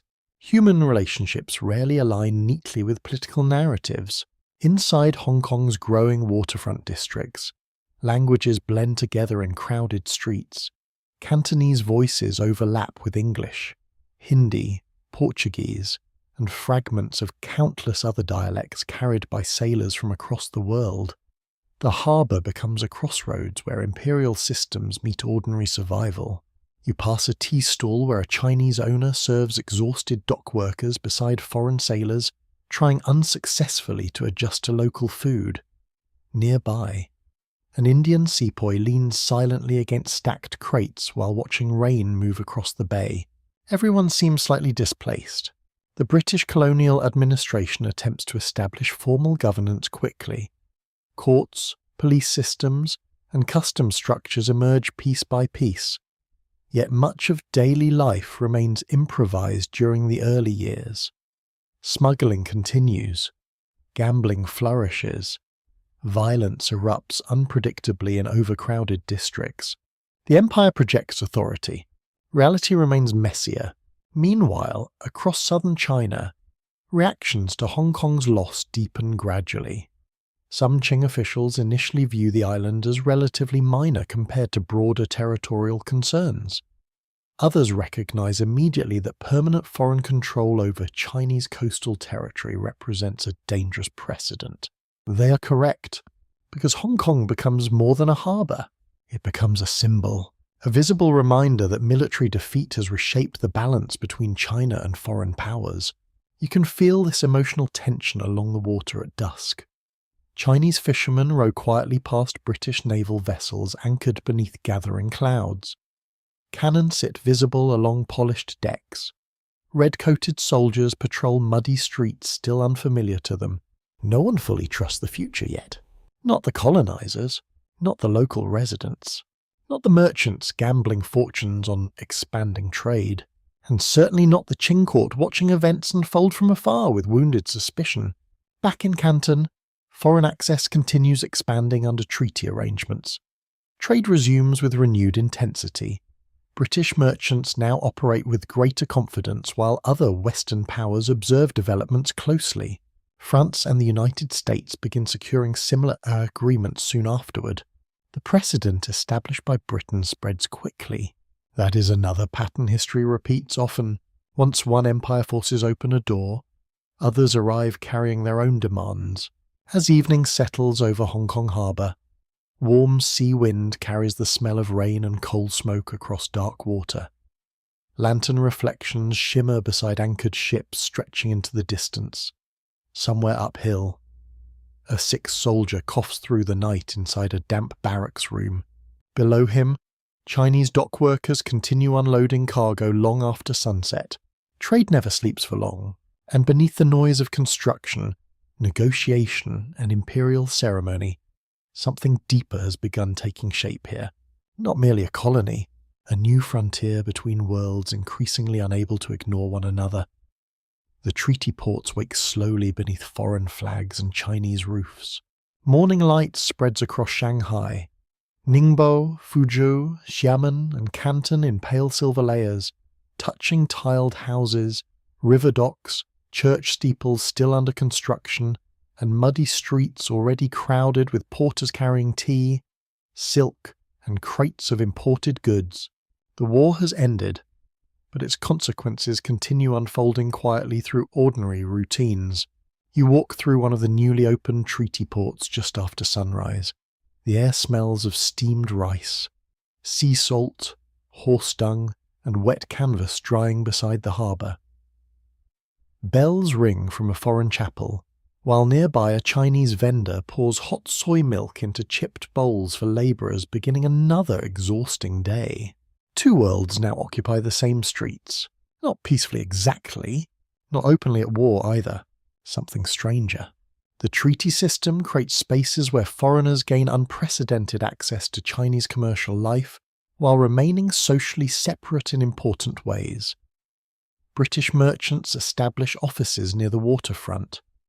American traders arrive seeking opportunity. Missionaries rent buildings for schools and churches. Translators become suddenly essential people. Language itself turns into valuable labour. You pass a young interpreter hurrying through crowded streets, carrying documents beneath his coat to protect them from drizzle. He speaks enough English to negotiate shipping contracts, and enough Chinese official language to calm suspicious magistrates. Men like him live between worlds constantly, trusted fully by neither side. That kind of life can become lonely. The foreign settlements begin developing their own atmosphere. Brick buildings rise beside Chinese neighbourhoods centuries older. Imported furniture appears in humid drawing rooms, where exhausted merchants drink tea shipped originally from inland Chinese farms. Newspapers circulate carrying stories from London, Calcutta, Boston, and Paris. Empire creates islands of familiarity for itself wherever possible. But China resists easy transformation. Outside the treaty enclaves, traditional rhythms continue stubbornly onward. Temple festivals still fill streets with drums and incense smoke. Scholars prepare for civil service examinations beneath candlelight. Farmers guide water buffalo through flooded fields beyond the growing port districts. Most Chinese people never meet a foreign merchant directly, yet foreign influence now enters daily life more frequently than before. Imported textiles appear in markets. Missionary pamphlets circulate quietly. Foreign gunboats anchor visibly offshore. The emotional atmosphere remains uneasy. You feel it inside crowded tea houses where conversations lower slightly whenever foreigners enter nearby streets. Some Chinese residents view the newcomers with curiosity, others with resentment.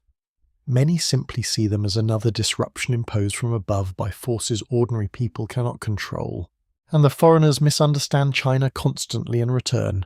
British and American visitors often arrive carrying rigid assumptions shaped by imperial confidence and incomplete knowledge. Some describe Chinese society with genuine fascination. Others reduce everything unfamiliar into caricature or contempt. A missionary complains bitterly about local customs while depending entirely upon Chinese servants to survive the climate. A merchant praises commercial opportunity while privately fearing the surrounding population. Human contradiction travels well across oceans. Meanwhile, the Qing government attempts to maintain stability through careful management rather than direct confrontation. The empire remains enormous despite defeat. Most regions continue functioning normally most of the time. Taxation continues. Bureaucracy continues. Seasonal harvests continue. But confidence has weakened. Officials now understand foreign powers possess military capabilities capable of forcing concessions repeatedly if necessary. That realization settles heavily across the administrative system. You see it in the posture of local magistrates during meetings with foreign representatives. Formal dignity remains intact outwardly, yet caution lingers beneath every interaction. Diplomatic language grows increasingly careful. No one wants another war, at least not yet, inside the treaty ports themselves. Cultural boundaries blur in complicated ways. Chinese merchants adapt quickly to new trade conditions.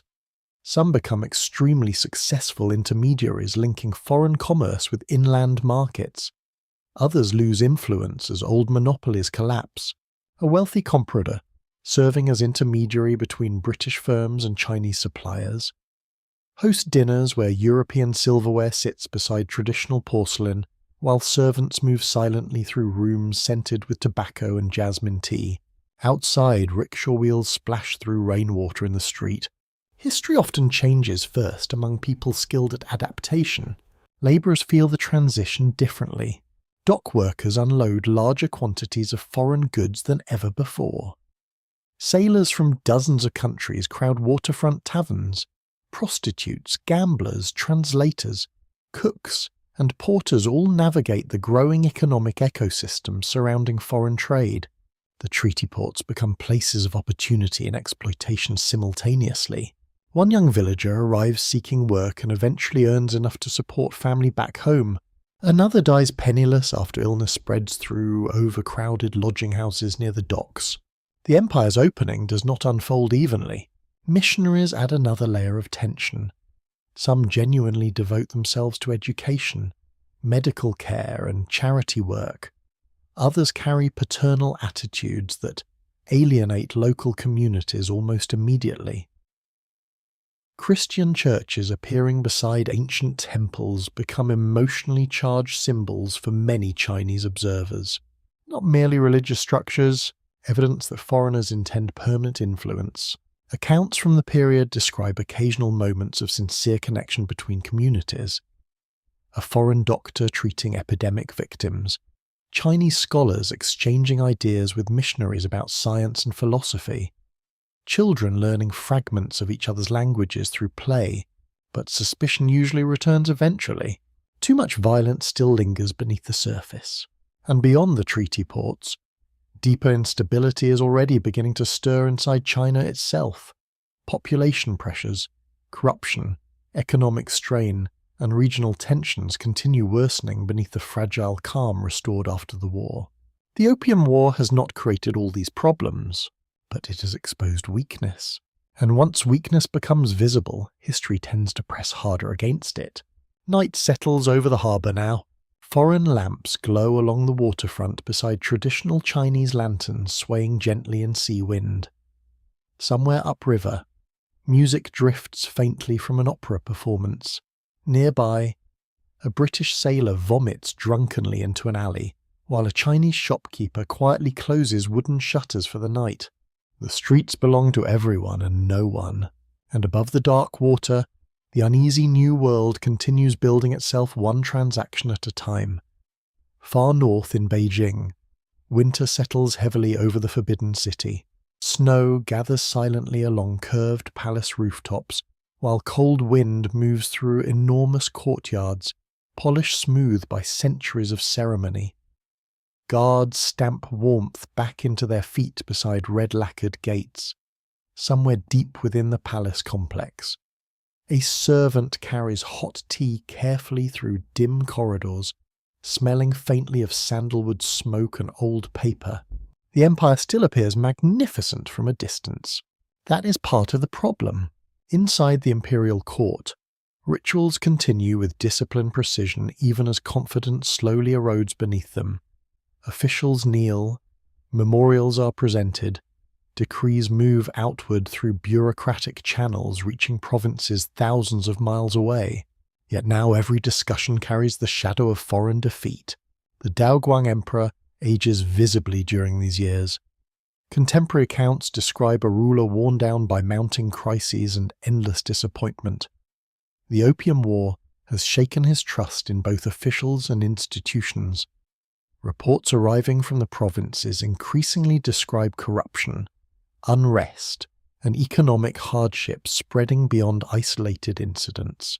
He reads them late into freezing nights beneath lantern light. You imagine the silence around him after advisors leave the room. Only the soft crackle of charcoal braziers, only distant footsteps echoing through palace corridors. Imperial authority depends partly upon perception. The Qing Dynasty has long presented itself as the stabilizing center of civilization beneath heaven. Foreign military humiliation weakens that image not only abroad, but within China itself, and internal problems now deepen dangerously. The silver drain caused partly by opium imports continues straining local economies. Population growth places enormous pressure upon farmland across many provinces. Floods and crop failures create hardship in vulnerable regions. Corruption spreads through administrative systems already burdened by size and inefficiency. None of these issues are entirely new, but together they begin forming something combustible. You travel southward from Beijing along winter roads hardened by frost.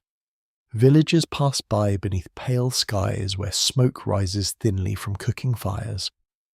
Farmers wrapped in patched wool clothing guide tired oxen through frozen fields.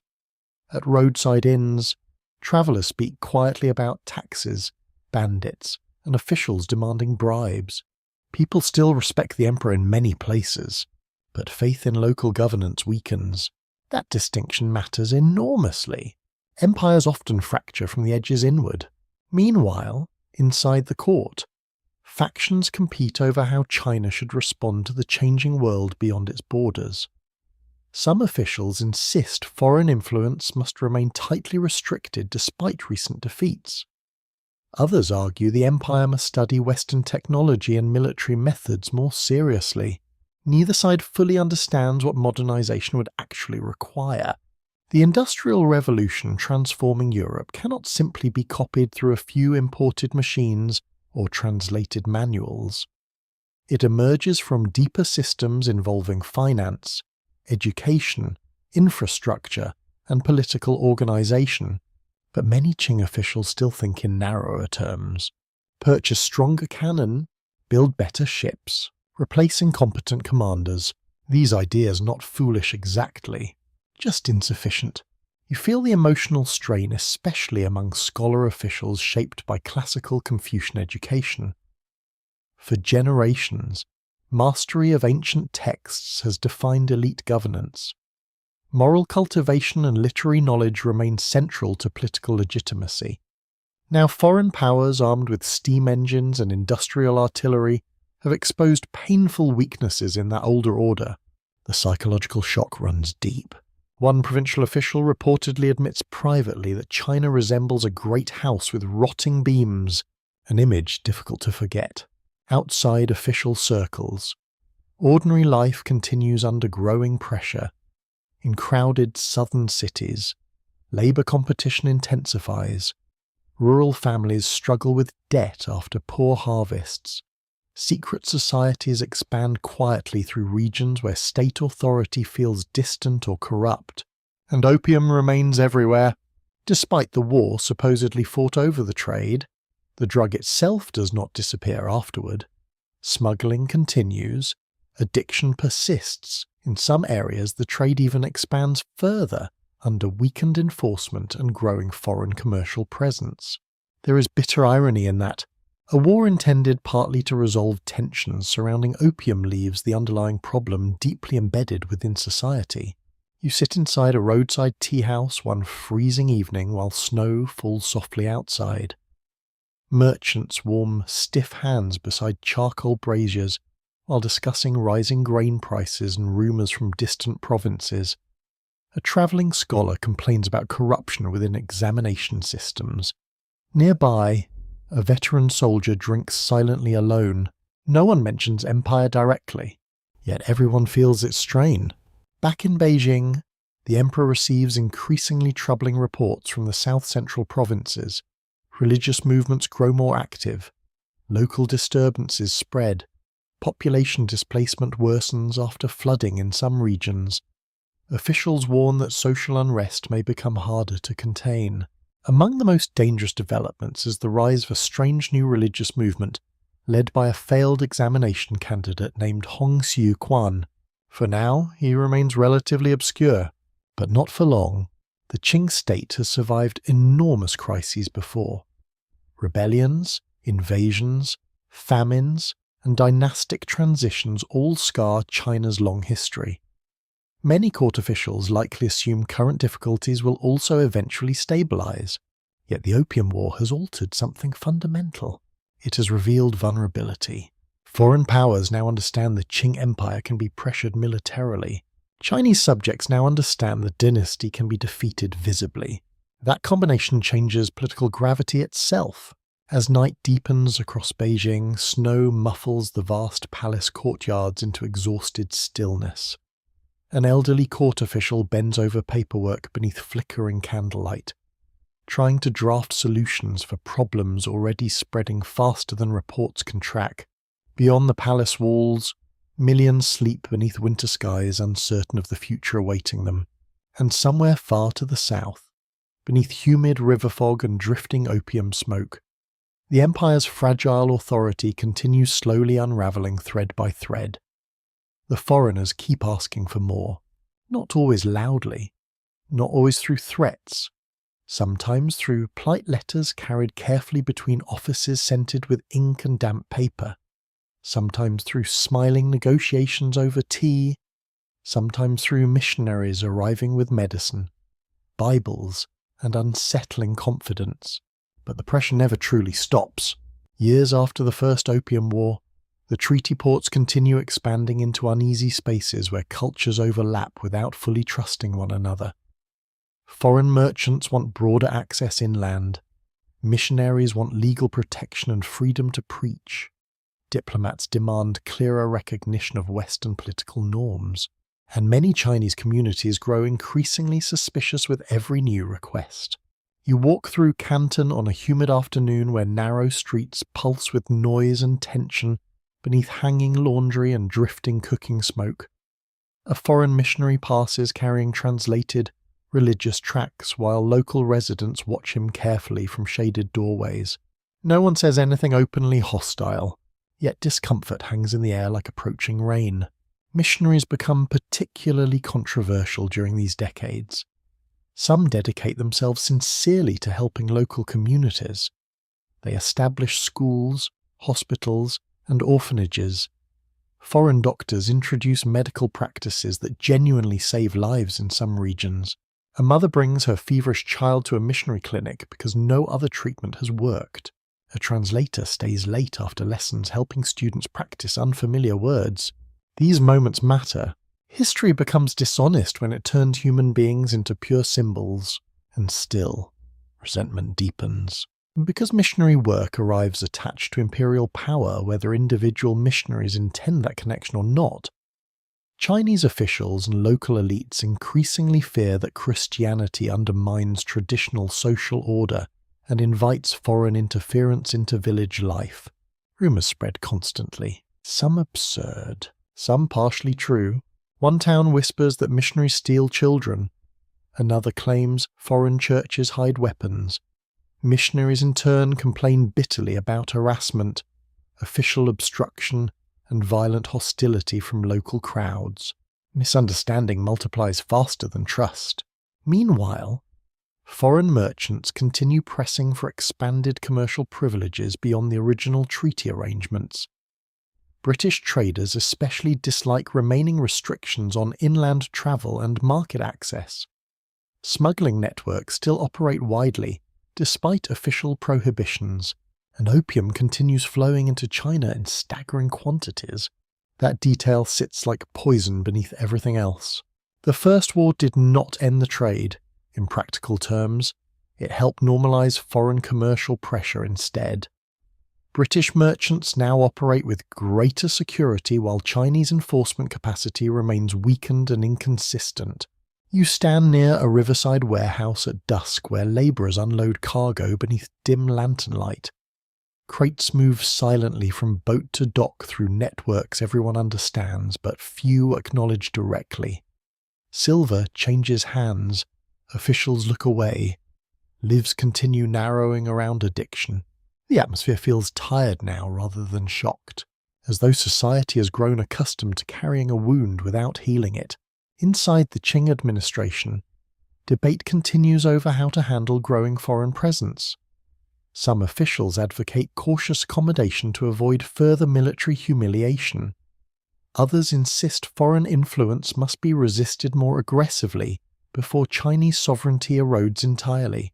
Neither approach fully succeeds, because foreign powers themselves are changing rapidly during these years. Britain expands global trade networks with relentless energy.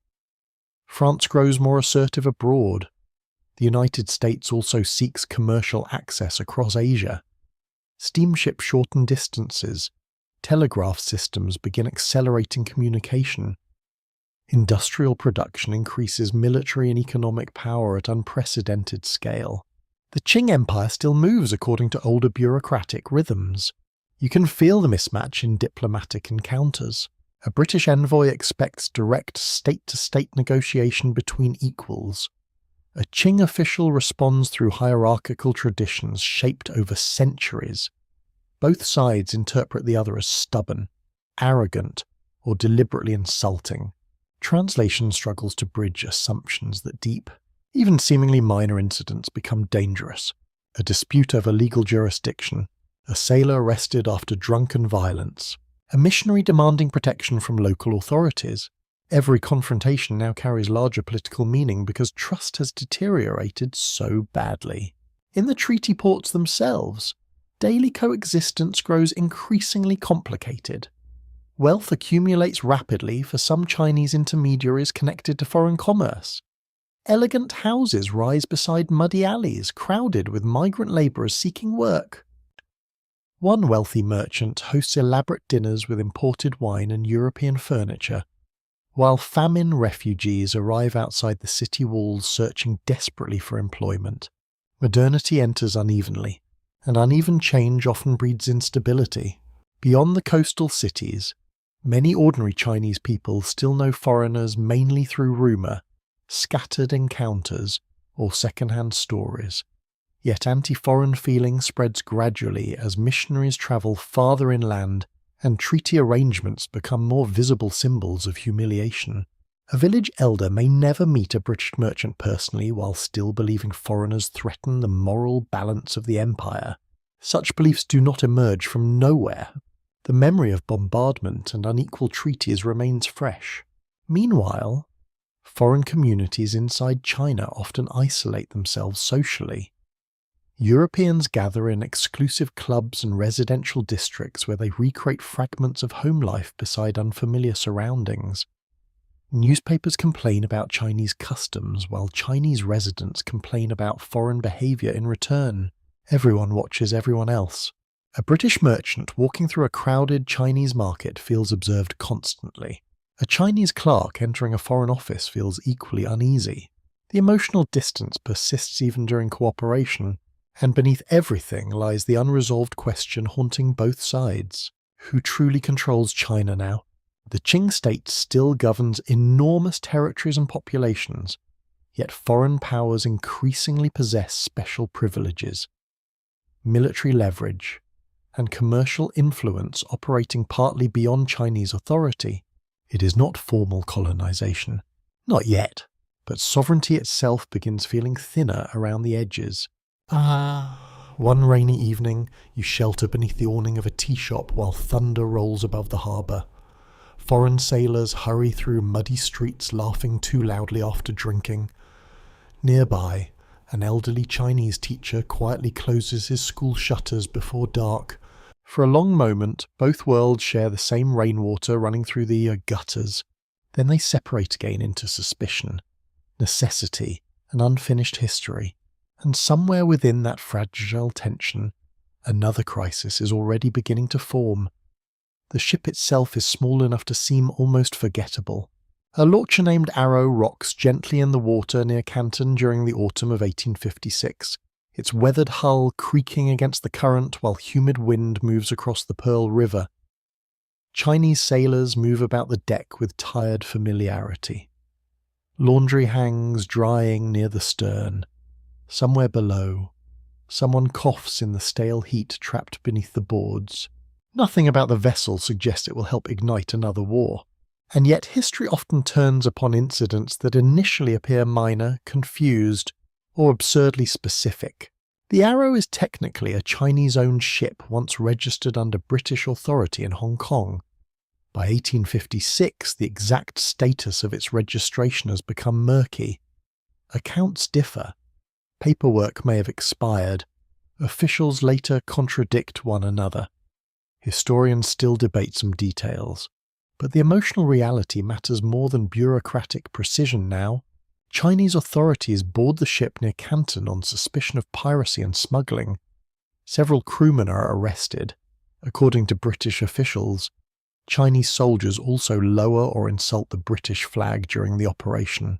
That detail becomes explosive. You stand along the crowded waterfront afterward where rumours spread faster than facts through tea houses, warehouses, and narrow alleys thick with cooking smoke. Some insist the Chinese acted lawfully within their own waters. Others claim British prestige has been deliberately attacked. Voices sharpen quickly, because beneath the immediate dispute lies years of unresolved anger and mistrust. British representatives in Canton, especially the Consul Harry Parkes, react aggressively. Parkes is intelligent, forceful, and deeply impatient with what he sees as Qing obstruction and evasiveness. He demands apologies, release of prisoners, and expanded enforcement of treaty rights. Chinese officials resist, not necessarily because the Arrow itself matters enormously, but because every concession now feels politically dangerous. Local authorities already appear weak after the First Opium War. Further humiliation risks damaging what remains of imperial credibility, and so both sides begin escalating over a ship many ordinary people will never even see. The Governor-General Ye Ming-chen becomes central to the crisis. Unlike Commissioner Lin years earlier, Ye approaches foreigners with colder calculation than moral outrage. He refuses British demands repeatedly, convinced firmness remains necessary to preserve Chinese authority. British officials interpret his refusal as deliberate provocation. Ye likely sees British pressure as endless unless resisted firmly. Again, the same pattern returns. Each side believes compromise invites greater danger. You walk through Canton during these tense weeks and feel the atmosphere tightening like rope pulled too hard. Merchants delay shipments, families store extra rice. Foreign residents discuss evacuation routes and military rumours over candlelit dinners, smelling faintly of mildew and tobacco. Outside, rainwater gathers in broken stone streets beneath cloudy skies. Then the shooting begins again. British naval forces attack Canton's defences in response to the Arrow incident and related diplomatic disputes. Cannon fire echoes across the river while smoke spreads above crowded neighbourhoods, already haunted by memories of earlier war. The city reacts with exhausted dread more than surprise. Many civilians understand immediately that larger forces are moving beneath the official explanations. The Arrow serves as trigger, not true cause. Tensions surrounding trade, diplomacy, foreign access, and imperial authority have remained unresolved since the Treaty of Nanjing. Now they erupt once more. You hear artillery before dawn from inside a crowded residential district where families wake suddenly into confusion. A child begins crying somewhere nearby. Dogs bark furiously across interconnected courtyards. Above the rooftops, flashes of cannon fire pulse faintly against low clouds. War returns first as sound. British forces bombard parts of Canton, while Chinese defenders answer from forts and city walls. Fighting spreads unevenly through the region. Foreign warehouses close. Civilians flee unstable neighbourhoods carrying blankets, cooking pots, and sleeping children through muddy streets. The smell returns too. Burned wood, gunpowder, wet brick dust drifting through humid air. Meanwhile, diplomacy collapses almost completely. British leaders now argue that China has failed to uphold treaty obligations established after the First War. They demand broader diplomatic representation, expanded access, and greater security for foreign nationals. France soon joins the conflict as well, partly using the execution of a French missionary in China as justification for intervention. The coalition transforms the crisis. Now multiple Western powers apply coordinated military pressure against the Qing Empire. Inside Beijing, the Xianfeng Emperor receives alarming reports describing renewed hostilities in the south. Unlike his father, the Daoguang Emperor, he inherits a dynasty already weakened visibly by foreign defeat and growing internal unrest. And internal unrest is becoming catastrophic, because while foreign conflict resumes along the coast, China simultaneously sinks deeper into the Taiping Rebellion, one of the deadliest civil wars in human history. Entire provinces burn, millions are already dead or displaced. The Qing state now fights devastating wars externally and internally at the same time. You can almost feel the exhaustion spreading through the empire itself. A provincial official studies casualty reports late into the night while candle wax drips onto trembling hands. A village widow waits for sons who will never return. A soldier marches through flooded roads unsure whether the greater enemy lies ahead or behind him. Foreign powers recognize Qing weakness increasingly clearly now. British and French commanders understand the dynasty's struggles to sustain multiple large-scale conflicts simultaneously. Military pressure intensifies accordingly, and yet even amid escalating violence, ordinary life continues in fragments. A tea seller still opens his stall beside damaged streets. Children still chase one another through alleyways between moments of fear. Rain still falls over the Pearl River with soft, endless patience. As darkness settles over Canton once again, flames flicker near the waterfront where shattered buildings glow beneath drifting smoke. Somewhere out upon the river, foreign warships wait silently in the humid night. The arrow itself hardly matters anymore. It has already become something larger than a ship. A spark dropped into dry history. Canton burns again beneath foreign cannon. The city wakes into smoke thick enough to taste. Ash drifts slowly through narrow streets where market stalls stand abandoned beside overturned carts and scattered vegetables rotting in muddy water. Somewhere nearby, a temple bell rings once before falling silent beneath the distant concussion of artillery. You move through the waterfront districts while people flee carrying whatever their arms can manage. Bedding, family tablets, bundles of clothing tied hurriedly with rope. An old woman grips a birdcage covered carefully against falling soot as though preserving one fragile ordinary thing might still matter. Perhaps it does. War has returned to southern China with greater force than before. British and French troops now operate together, coordinating attacks against Qing defences around Canton. Naval bombardments strike forts and river positions, while expeditionary forces push steadily toward urban control. The coalition feels overwhelming to many local observers, not merely because of military technology, because the foreigners appear organised with frightening certainty. British Marines in dark uniforms move through smoke-filled streets beside French infantry whose boots splash through rainwater stained black with ash. Officers shout commands above gunfire while interpreters struggle to communicate with terrified civilians crowding into sections. The city itself seems exhausted. Canton has already endured years of tension, disruption, and intermittent violence since the First Opium War. Trade resumes, collapses, resumes again. Foreign pressure grows steadily heavier. Local authorities attempt control while lacking resources, trust, and time. Now full confrontation returns with brutal clarity. You hear musket fire crack sharply through alleyways lined with shattered windows. Horses panic against broken wagons. Somewhere inside the haze, a man screams briefly and then stops. The emotional reality of urban warfare is confusion more than heroism. People rarely know what is happening beyond the next street. Chinese defenders fight unevenly across the city and surrounding defences. Some units resist fiercely despite inferior equipment and poor coordination. Others collapse or retreat under sustained bombardment.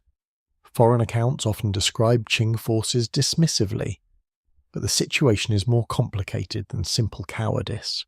Many soldiers are exhausted, underpaid, badly supplied, and commanded through fragmented systems already strained by rebellion elsewhere in the empire. And still some continue fighting house to house. Inside one damaged courtyard, you watch a wounded Chinese defender lean against a cracked wall while clutching an outdated musket slick with rain. His breathing sounds shallow beneath the distant roar of artillery. Nearby, laundry still hangs untouched from a bamboo pole swaying gently in smoky wind. War intrudes upon ordinary life without fully erasing it. Meanwhile, foreign troops confront their own brutal conditions. Canton's humid climate punishes heavy uniforms and exhausted bodies alike. Disease spreads quickly through crowded camps and river transports. Heat, insects, contaminated water, and unfamiliar food wear down morale even during military success. A French soldier writes home describing endless mud, unbearable heat, and civilians staring with expressions he cannot forget. Victories do not protect human beings from misery. The Governor-General Ye Mingchen refuses compromise long after many foreign officers expect surrender. His stubbornness frustrates British and French negotiators intensely. To foreign observers, he appears irrationally inflexible. To many Chinese observers, he at least refuses humiliation. That distinction matters. Eventually, Canton falls under effective foreign control. Ye himself is captured and later transported away from China, where he eventually dies in exile in India. His fate carries symbolic weight far beyond his personal story. Another Qing official removed, another visible defeat, another reminder that the empire's authority can be broken publicly before foreign powers. You walk through occupied sections of the city afterward, where uneasy silence settles over damaged neighborhoods. Burned timber still smoulders faintly in collapsed buildings. Foreign sentries stand watch at intersections while Chinese civilians move carefully past them with lowered eyes. The emotional atmosphere feels complicated. Not simple rage, not acceptance either. Humiliation mixed with survival instinct. Resentment mixed with exhaustion. Some local merchants reopen shops quickly because families still need income regardless of politics. Others refuse cooperation entirely. Black markets flourish. Smuggling adapts once again around military occupation and disrupted authority. Human beings continue bargaining, eating, sleeping, and grieving even beside empire. Far to the north, the Qing court faces worsening catastrophe on multiple fronts simultaneously. The Taiping Rebellion still devastates huge regions of China. Provincial armies gain increasing independence as central authority weakens. Tax revenues collapse in some areas while military expenses soar. The dynasty feels stretched beyond endurance, and foreign governments know it. British and French leaders now push for broader concessions beyond earlier treaties. They want permanent diplomatic representation in Beijing, expanded commercial rights, legal protections for missionaries, and greater freedom of movement throughout China. Military victories strengthen their bargaining position enormously, but every new demand deepens Chinese resentment. You can sense this among civilians gathered quietly beside damaged riverbanks at dusk. Families cook simple meals over temporary fires while smoke drifts upward into darkening sky. No one speaks loudly. A child asks softly when they can return home. No one answers immediately, because home itself has become uncertain. Out on the Pearl River, foreign warships remain anchored beneath gathering storm clouds. Lanterns sway gently above black water, while sailors move across decks smelling of salt, coal smoke, and wet iron. The empire that once believed foreigners belonged only at distant edges now watches them occupy one of its greatest southern cities, and somewhere beyond the horizon, the road north toward the imperial capital is already beginning to open. The armies move north beneath skies the colour of old steel. By 1860, the war no longer belongs only to Canton or the southern coast. British and French forces prepare for a direct advance toward the political heart of the Qing Empire itself. The scale of the decision feels enormous even to some foreign commanders. Beijing is not merely another city. It is the symbolic centre of imperial authority beneath heaven, and now foreign armies intend to approach it openly. You travel northward beside long military columns moving through coastal plains and farming villages where ordinary people pause from work to watch unfamiliar troops pass. Wheels grind through dried mud. Horses snort clouds into cold morning air. Metal equipment clinks rhythmically with every step. The smell follows the army everywhere. Wet leather, sweat, gun oil, cook fires rising at dusk from temporary camps. British and French soldiers march through landscapes shaped by centuries of cultivation. Rice fields shimmer beneath pale autumn light. Willow trees bend beside canals crowded with narrow boats. Elderly farmers stare silently from field paths while children hide behind doorways, watching foreign uniforms with wide, uncertain eyes. Most villagers have little understanding of international diplomacy. They understand immediately that danger travels with armies. The foreign expedition advances partly because earlier negotiations collapsed disastrously. In 1858, the Qing government had agreed under pressure to the treaties of Nanjing, granting additional concessions to Western powers. But implementation stalled afterward. Tensions escalated again when British and French envoys attempting to reach Beijing faced resistance and violence near the Taku forts. Several foreign prisoners later die in captivity under brutal conditions. The emotional impact on British and French leadership becomes explosive. Now the renewed campaign carries not only strategic purpose but vengeance. You feel that shift among officers gathered around maps inside damp military tents at night. Some speak coolly about logistics and river routes. Others discuss Chinese resistance with visible anger sharpened by reports of prisoner abuse. War hardens people slowly. Then all at once, the Taku forts guarding access toward Tianjin become a major battlefield during the campaign. Earlier attempts to force passage had ended badly for foreign forces, proving Qing resistance could still inflict serious damage under favourable conditions. This time the assault comes larger and more coordinated. You stand near the marshy approaches before dawn while fog clings low over waterlogged ground. Soldiers move quietly through mud carrying ladders, rifles, and scaling equipment. Boots sink deep with sucking sounds. Somewhere in the mist, an officer whispers final instruction through clenched teeth. Then artillery erupts. The fortifications shake beneath concentrated bombardment, while smoke rolls across the wetlands in thick, choking waves. Chinese defenders fire desperately from earthen walls, lined with cannon blackened by repeated discharge. Some positions fight stubbornly even after breaches open. Accounts from both sides describe terrible confusion. Blood! Blood! Men drowning in flooded trenches while trying to advance under fire. Industrial warfare still remains intimate enough to smell death directly. Eventually the foreign assault succeeds. The road toward Tianjin and ultimately Beijing opens wider. And with each victory, the psychological pressure upon the Qing court intensifies. Inside the Forbidden City, the Xianfeng Emperor faces unbearable strain. The dynasty already bleeds from internal rebellion and financial crisis. Now foreign armies move steadily closer to the capital itself. Court debates grow frantic. Some officials urge continued resistance at all costs. Others plead for negotiation before complete disaster unfolds. Communication arrives unevenly through exhausted messengers, carrying contradictory battlefield reports across enormous distances. You imagine the emperor pacing sleeplessly through palace chambers while cold wind rattles the window screens outside. Power can become terribly lonely when everything begins collapsing at once. Meanwhile, the advancing armies encounter ordinary Chinese civilians trapped between imperial politics and foreign invasion.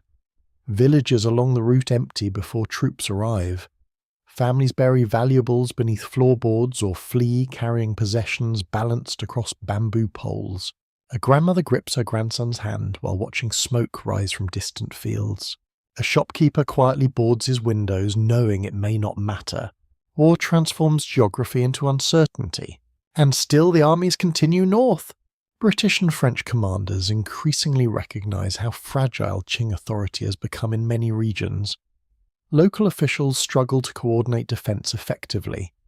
Some provincial leaders hesitate to commit forces fully, fearing internal rebellions elsewhere, or hoping to preserve their own positions regardless of imperial outcomes. The empire remains vast, but cohesion weakens.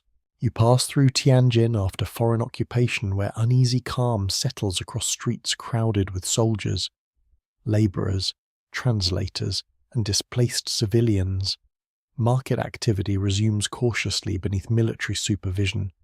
Foreign officers establish temporary headquarters inside buildings still decorated with traditional Chinese calligraphy.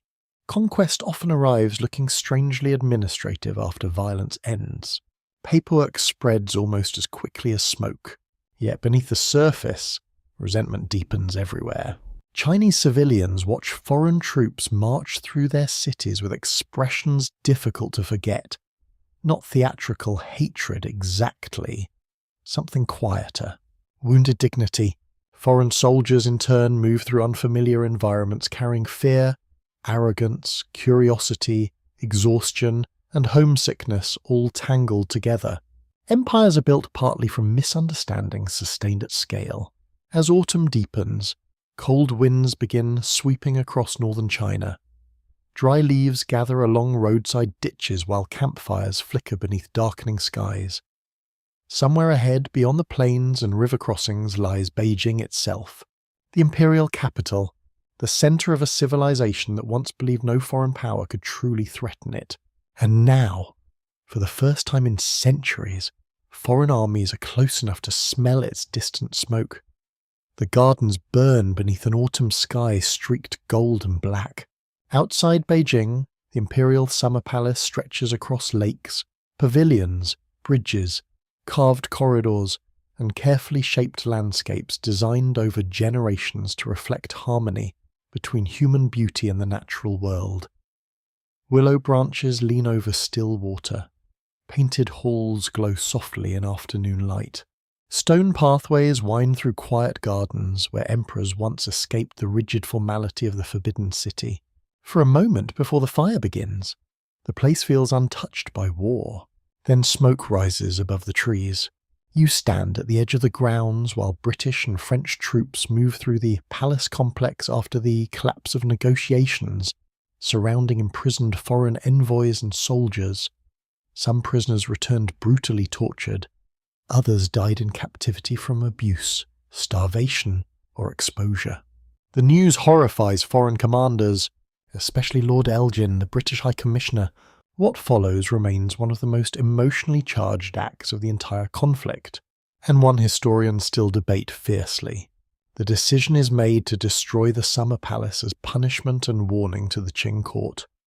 Not the Forbidden City itself, not mass civilian slaughter, a symbolic act directed at imperial prestige and authority. Symbolic acts can still become terrible things. At first, soldiers wander through the palace grounds in stunned fascination. European accounts describe astonishment at the scale of artistic wealth inside the complex. Silk hangings, jade carvings, bronze vessels, libraries, paintings, furniture lacquered so beautifully it almost seems unreal. Many troops loot openly before the destruction begins. Human beings are depressingly consistent around vulnerable treasure. You walk through abandoned halls where scattered objects lie across polished floors. Curtains drift softly through broken windows, somewhere nearby. Laughter erupts briefly from soldiers discovering hidden wine stores inside an imperial residence. Then the fires spread. Flames climb wooden beams with frightening speed through buildings dried by autumn wind. Smoke rolls upward in enormous dark columns visible for miles across the countryside. Painted ceilings collapse inward, showering sparks across courtyards once reserved for imperial ceremony. The sound feels strangely intimate despite the scale. Cracking timber, shattering porcelain, the hiss of wet silk catching fire. Some soldiers later describe unease watching the destruction. Others defend it completely as justified retaliation for torture and murder. French forces participate unevenly in the looting but less fully in the final burning itself. Though accounts vary, no version of the event emerges morally clean. You stand beside one lake where ash drifts across the water like black snow. Reflections of burning buildings tremble against the surface beneath darkening sky.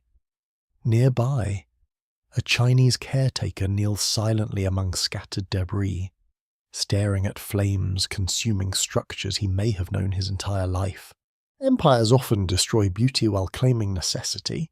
Inside Beijing, panic spreads rapidly through the court. The Xianfeng emperor has already fled northward to the imperial retreat at Rehe before foreign troops fully enter the capital area. His departure leaves negotiations increasingly fragmented and desperate. For many Chinese observers, the burning of the Summer Palace becomes something larger than military punishment, a humiliation carved directly into cultural memory. Because the palace represents more than royal luxury, it symbolizes continuity, refinement, and imperial civilization itself. Watching foreign armies loot and burn it feels to many like watching the old order publicly violated. The emotional wound lasts generations, and not only among officials. Stories spread outward through merchants, servants, soldiers, scholars, and refugees carrying fragments of memory into every corner of the empire. Some accounts grow exaggerated over time, others soften details, but the essential truth survives clearly enough. Foreign armies reached the imperial heartland and left flames behind them. Meanwhile, British and French commanders push for final settlement before deeper chaos erupts. They understand prolonged occupation near Beijing carries risks as winter approaches and supply lines stretch farther from the coast. Negotiations resume under immense pressure. You walk through sections of Beijing where foreign troops patrol uneasy streets beneath cold grey skies. The city feels suspended between dread and disbelief. Shopkeepers open cautiously while residents avoid direct eye contact with occupying soldiers whenever possible. Life continues because it must. A baker still rises before dawn to prepare bread. A mother still braids her daughter's hair beside a charcoal stove. An old scholar still copies poems carefully into a notebook, while distant smoke drifts above the city walls. History never fully pauses ordinary tenderness, yet nothing feels stable anymore. Foreign diplomats now insist upon permanent embassies in Beijing itself, expanded treaty rights, freedom for Christian missionaries, and broader commercial access. Military victory has made resistance extraordinarily difficult for the Qing government, and everyone knows it. As evening settles over the ruined summer palace, fires continue glowing beneath the darkening horizon. Burned wood crackles softly in the cooling air, somewhere among the wreckage. Pages from destroyed books drift upward briefly before disappearing into smoke. Lord Elgin later defends the destruction as targeted punishment preferable to wider bloodshed. Critics then and now question whether civilization can preserve itself through deliberate cultural devastation. Perhaps both truths can exist together uncomfortably. War rarely leaves clean moral endings behind, only consequences. And tonight, beyond the burning gardens and shattered halls, the Qing Empire moves closer towards another humiliating peace forced beneath foreign guns. The treaties are signed beneath faces hollowed by exhaustion. By the autumn of 1860, the Qing court no longer negotiates from strength, hope, or even confidence. It negotiates because foreign armies stand near Beijing.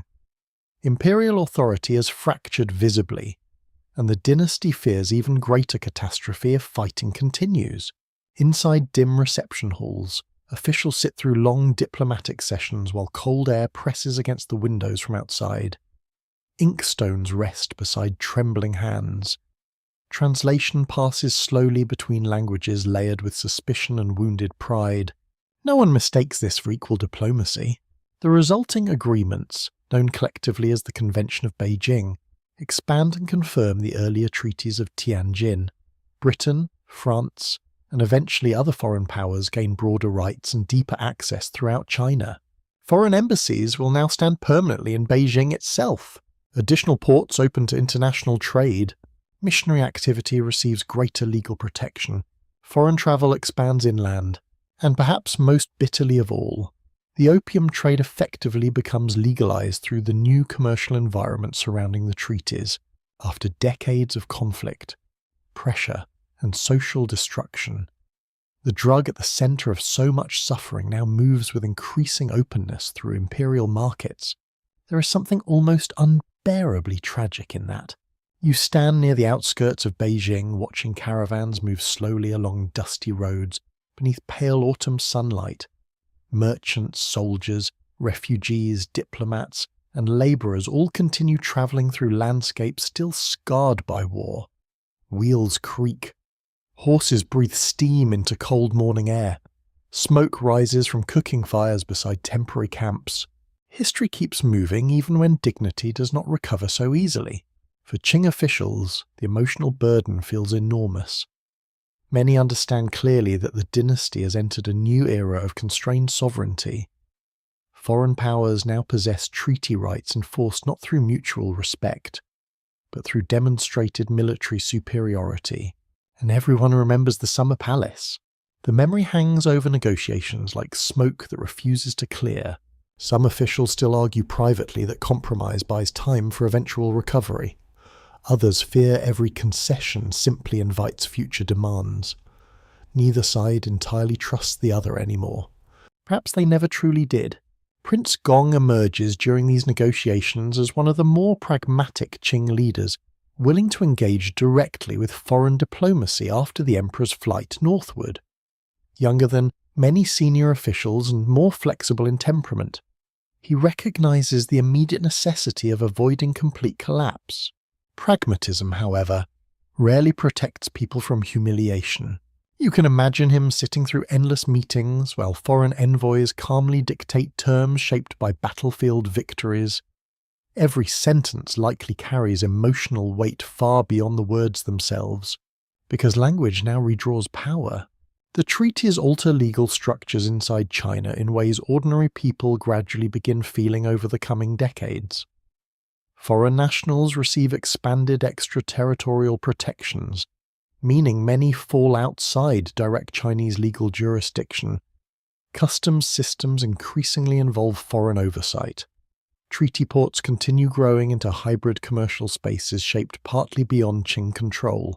Sovereignty becomes uneven, a complicated patchwork, and for many Chinese observers, deeply painful. Meanwhile, foreign communities celebrate the agreements as triumphs of diplomacy, commerce, and modern international relations. British newspapers praise expanded trade opportunities. Missionary organizations welcome greater access inland. Merchants calculate profits tied to new markets opening across the empire. The emotional distance between these interpretations is enormous. One side sees progress, the other sees violation. Both narratives will survive long after the treaties themselves fade into archives. You walk through a treaty port months later where signs of the new order appear everywhere. Foreign flags flutter above commercial buildings near the harbour. Steamships unload imported machinery beside traditional Chinese junks. Mission schools operate openly near crowded marketplaces where opium dens still function behind hidden doors. The old world and the new one overlap awkwardly, sometimes violently, yet ordinary human adaptation continues quietly beneath political transformation. A Chinese clerk learns English accounting terms to secure stable employment. A foreign doctor treats cholera patients during a local outbreak. A widow sells handmade shoes beside streets now crowded with unfamiliar goods from distant factories. History reshapes survival before it reshapes identity. Back inside the Qing court, the dynasty struggles simply to endure. The Taiping rebellion still devastates huge regions despite growing Qing counter-offensives. Provincial military leaders gain increasing autonomy while central authority weakens further. Financial strain deepens. Population displacement spreads. The empire remains alive, but wounded deeply. Some reform-minded officials now begin advocating cautious adoption of Western military technology and industrial methods. Arsenals, shipyards, and translation bureaus slowly emerge during the coming years under what later becomes known as the self-strengthening movement. Yet these reforms develop unevenly, too cautious for some, too dangerous for others. The memory of foreign humiliation complicates everything. Many Chinese elites want technological strength without cultural surrender. They seek modern weapons while preserving Confucian political order, a difficult balance, perhaps impossible. As evening settles over Beijing, cold wind moves through streets still carrying traces of recent occupation. Market vendors pack away goods beneath fading light. Somewhere beyond the city walls, farmers prepare winter fields as they have for generations. Empires rise, weaken, adapt, and sometimes collapse. But ordinary people still wake before dawn to feed children and survive another day. Tonight, though, something irreversible has settled across China. Not simply defeat, a growing awareness that foreign power now reaches deep inside the empire itself, shaping laws, trade, diplomacy, and memory through pressure impossible to ignore. And the emotional consequences of that realization will echo far beyond this generation. Long after the cannon smoke fades, the memory remains. It lingers in official records and family stories, in ruined fort walls beside rivers, in quiet bitterness passed between generations over evening meals, in the uneasy relationship China develops with the outside world throughout the century that follows. The Opium Wars do not end neatly in 1860. In many ways, they're only beginning. You sit beside the Pearl River decades later while humid night air drifts softly across dark water. Steamships now move regularly through channels once crowded mainly with wooden junks.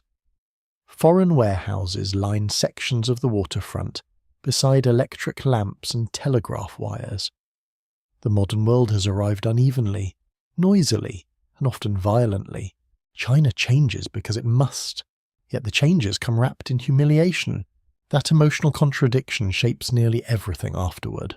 The Qing Dynasty survives the wars, but weakened authority continues eroding through rebellion, foreign pressure, and internal division.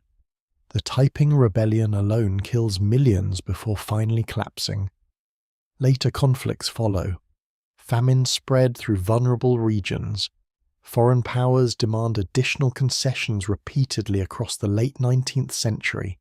Britain is not alone anymore. France expands influence in Southeast Asia. Russia presses along northern frontiers. Japan rises rapidly after its own modernization. Germany, the United States, and others seek treaty rights, commercial access, and strategic footholds.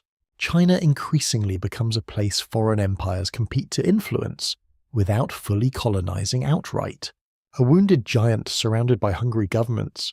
You walk through Shanghai near the end of the 19th century where the treaty port has transformed into something almost surreal.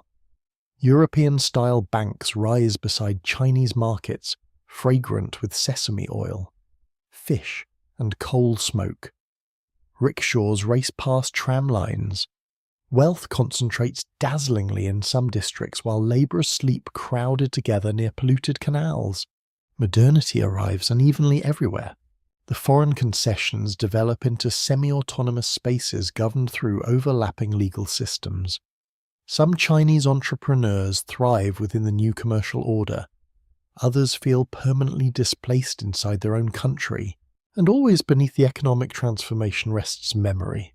The memory of unequal treaties, foreign gunboats, the burning of the summer palace, opium spreading through communities already under strain.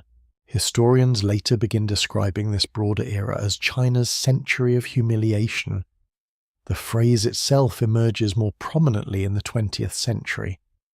But the emotional roots begin here during the Opium Wars, not humiliation as simple wounded pride alone. Humiliation as destabilization, as forced dependence, as the realization that older assumptions about power no longer protect the empire from industrialized foreign pressure.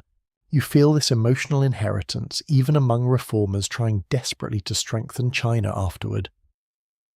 Some advocate constitutional government.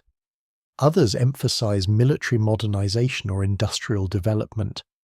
Revolutionary movements begin gathering energy among students, merchants and intellectuals frustrated by Qing weakness. Everyone agrees something fundamental must change. No one fully agrees what. Meanwhile, Britain and other foreign powers continue seeing the wars through very different lenses. In many Western accounts of the 19th century, the conflicts become framed primarily around trade rights, diplomatic access, and modernization. The moral ugliness surrounding opium often receives softer treatment. That selective memory matters too, because nations, like people, tend to narrate themselves kindly whenever possible. Yet archival records remain stubborn things. Parliamentary debates survive. Merchant correspondence survives. Chinese memorials and local accounts survive. Together they reveal a deeply human tragedy shaped by greed, fear, pride, misunderstanding, addiction, and industrial power colliding across cultures that never fully understood one another. No side emerges morally untouched. Not Britain, not the Qing state, not the merchants profiting quietly between them. You walk through a small riverside cemetery where weathered stones mark graves of sailors, labourers, missionaries, soldiers, and children from many different countries.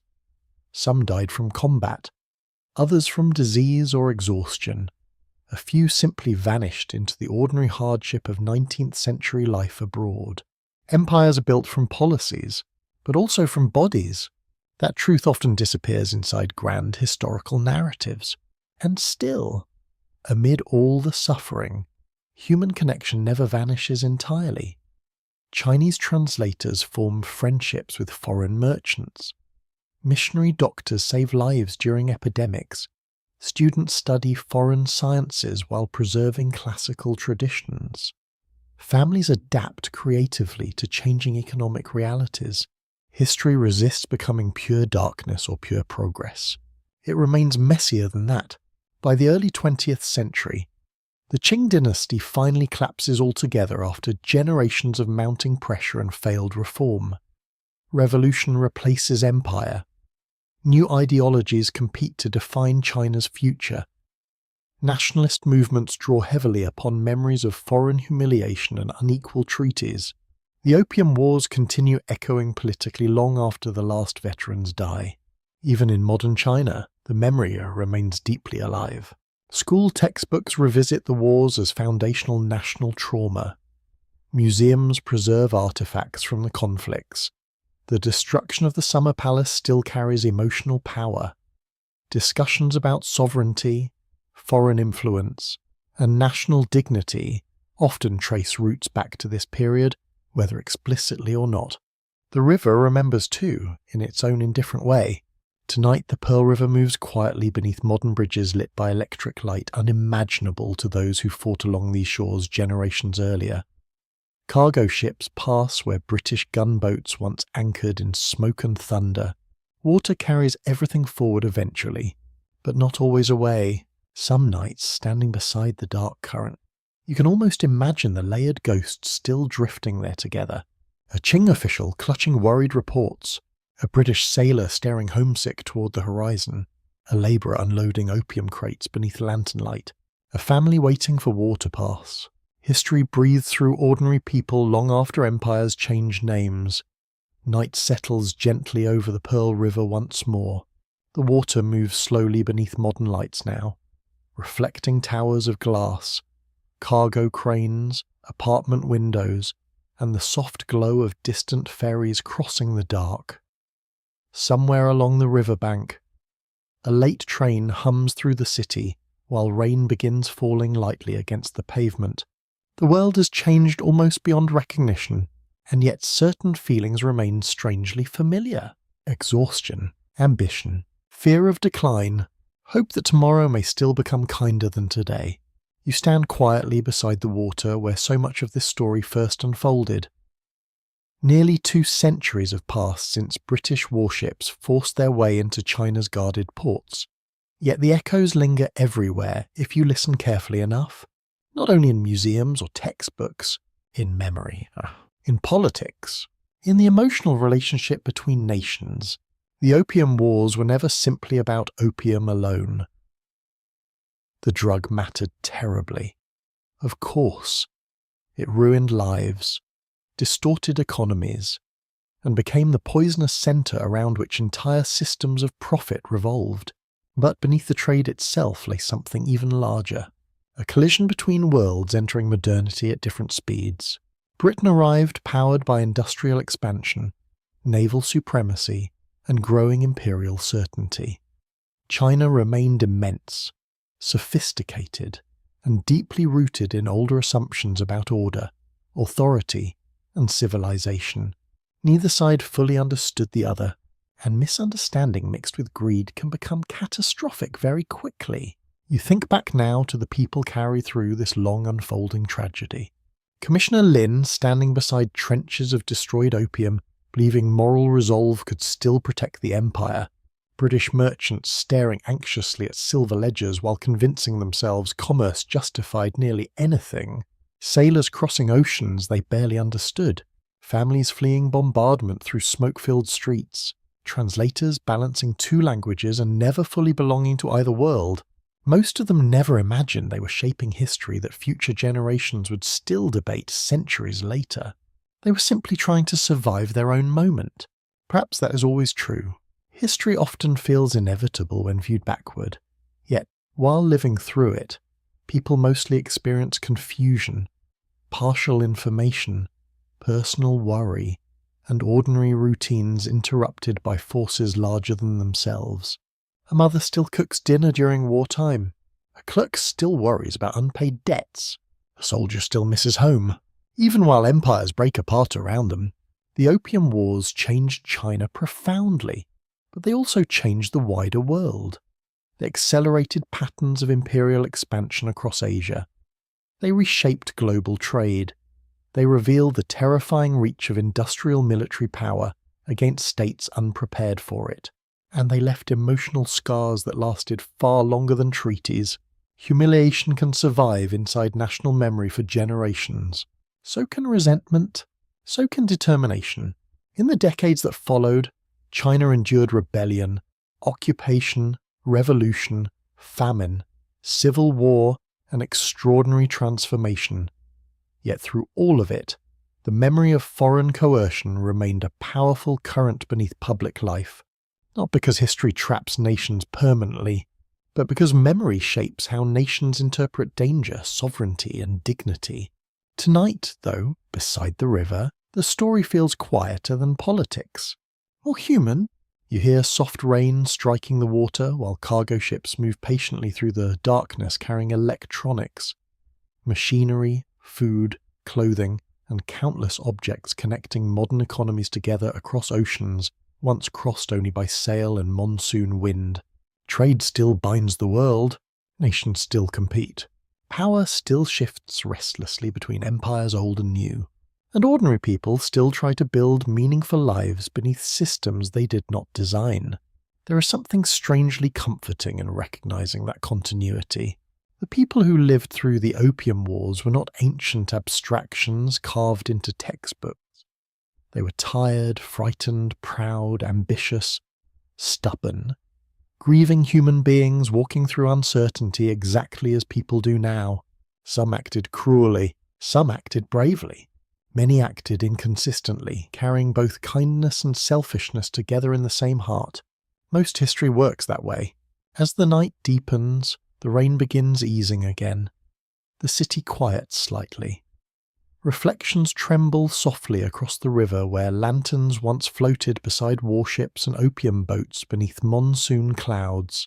And perhaps the final lesson resting here is not only about empire or trade or military power. Perhaps it is about how fragile certainty can become, how quickly societies assuming themselves permanent may suddenly confront change they never imagined possible, how dangerous it becomes when profit loses contact with human consequence, and how deeply people everywhere wish to preserve dignity even when history turns against them.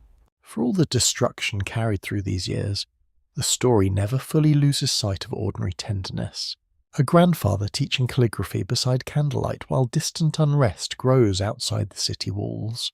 a dock worker sharing food with a stranger during evacuation, a homesick sailor staring at unfamiliar stars above black water.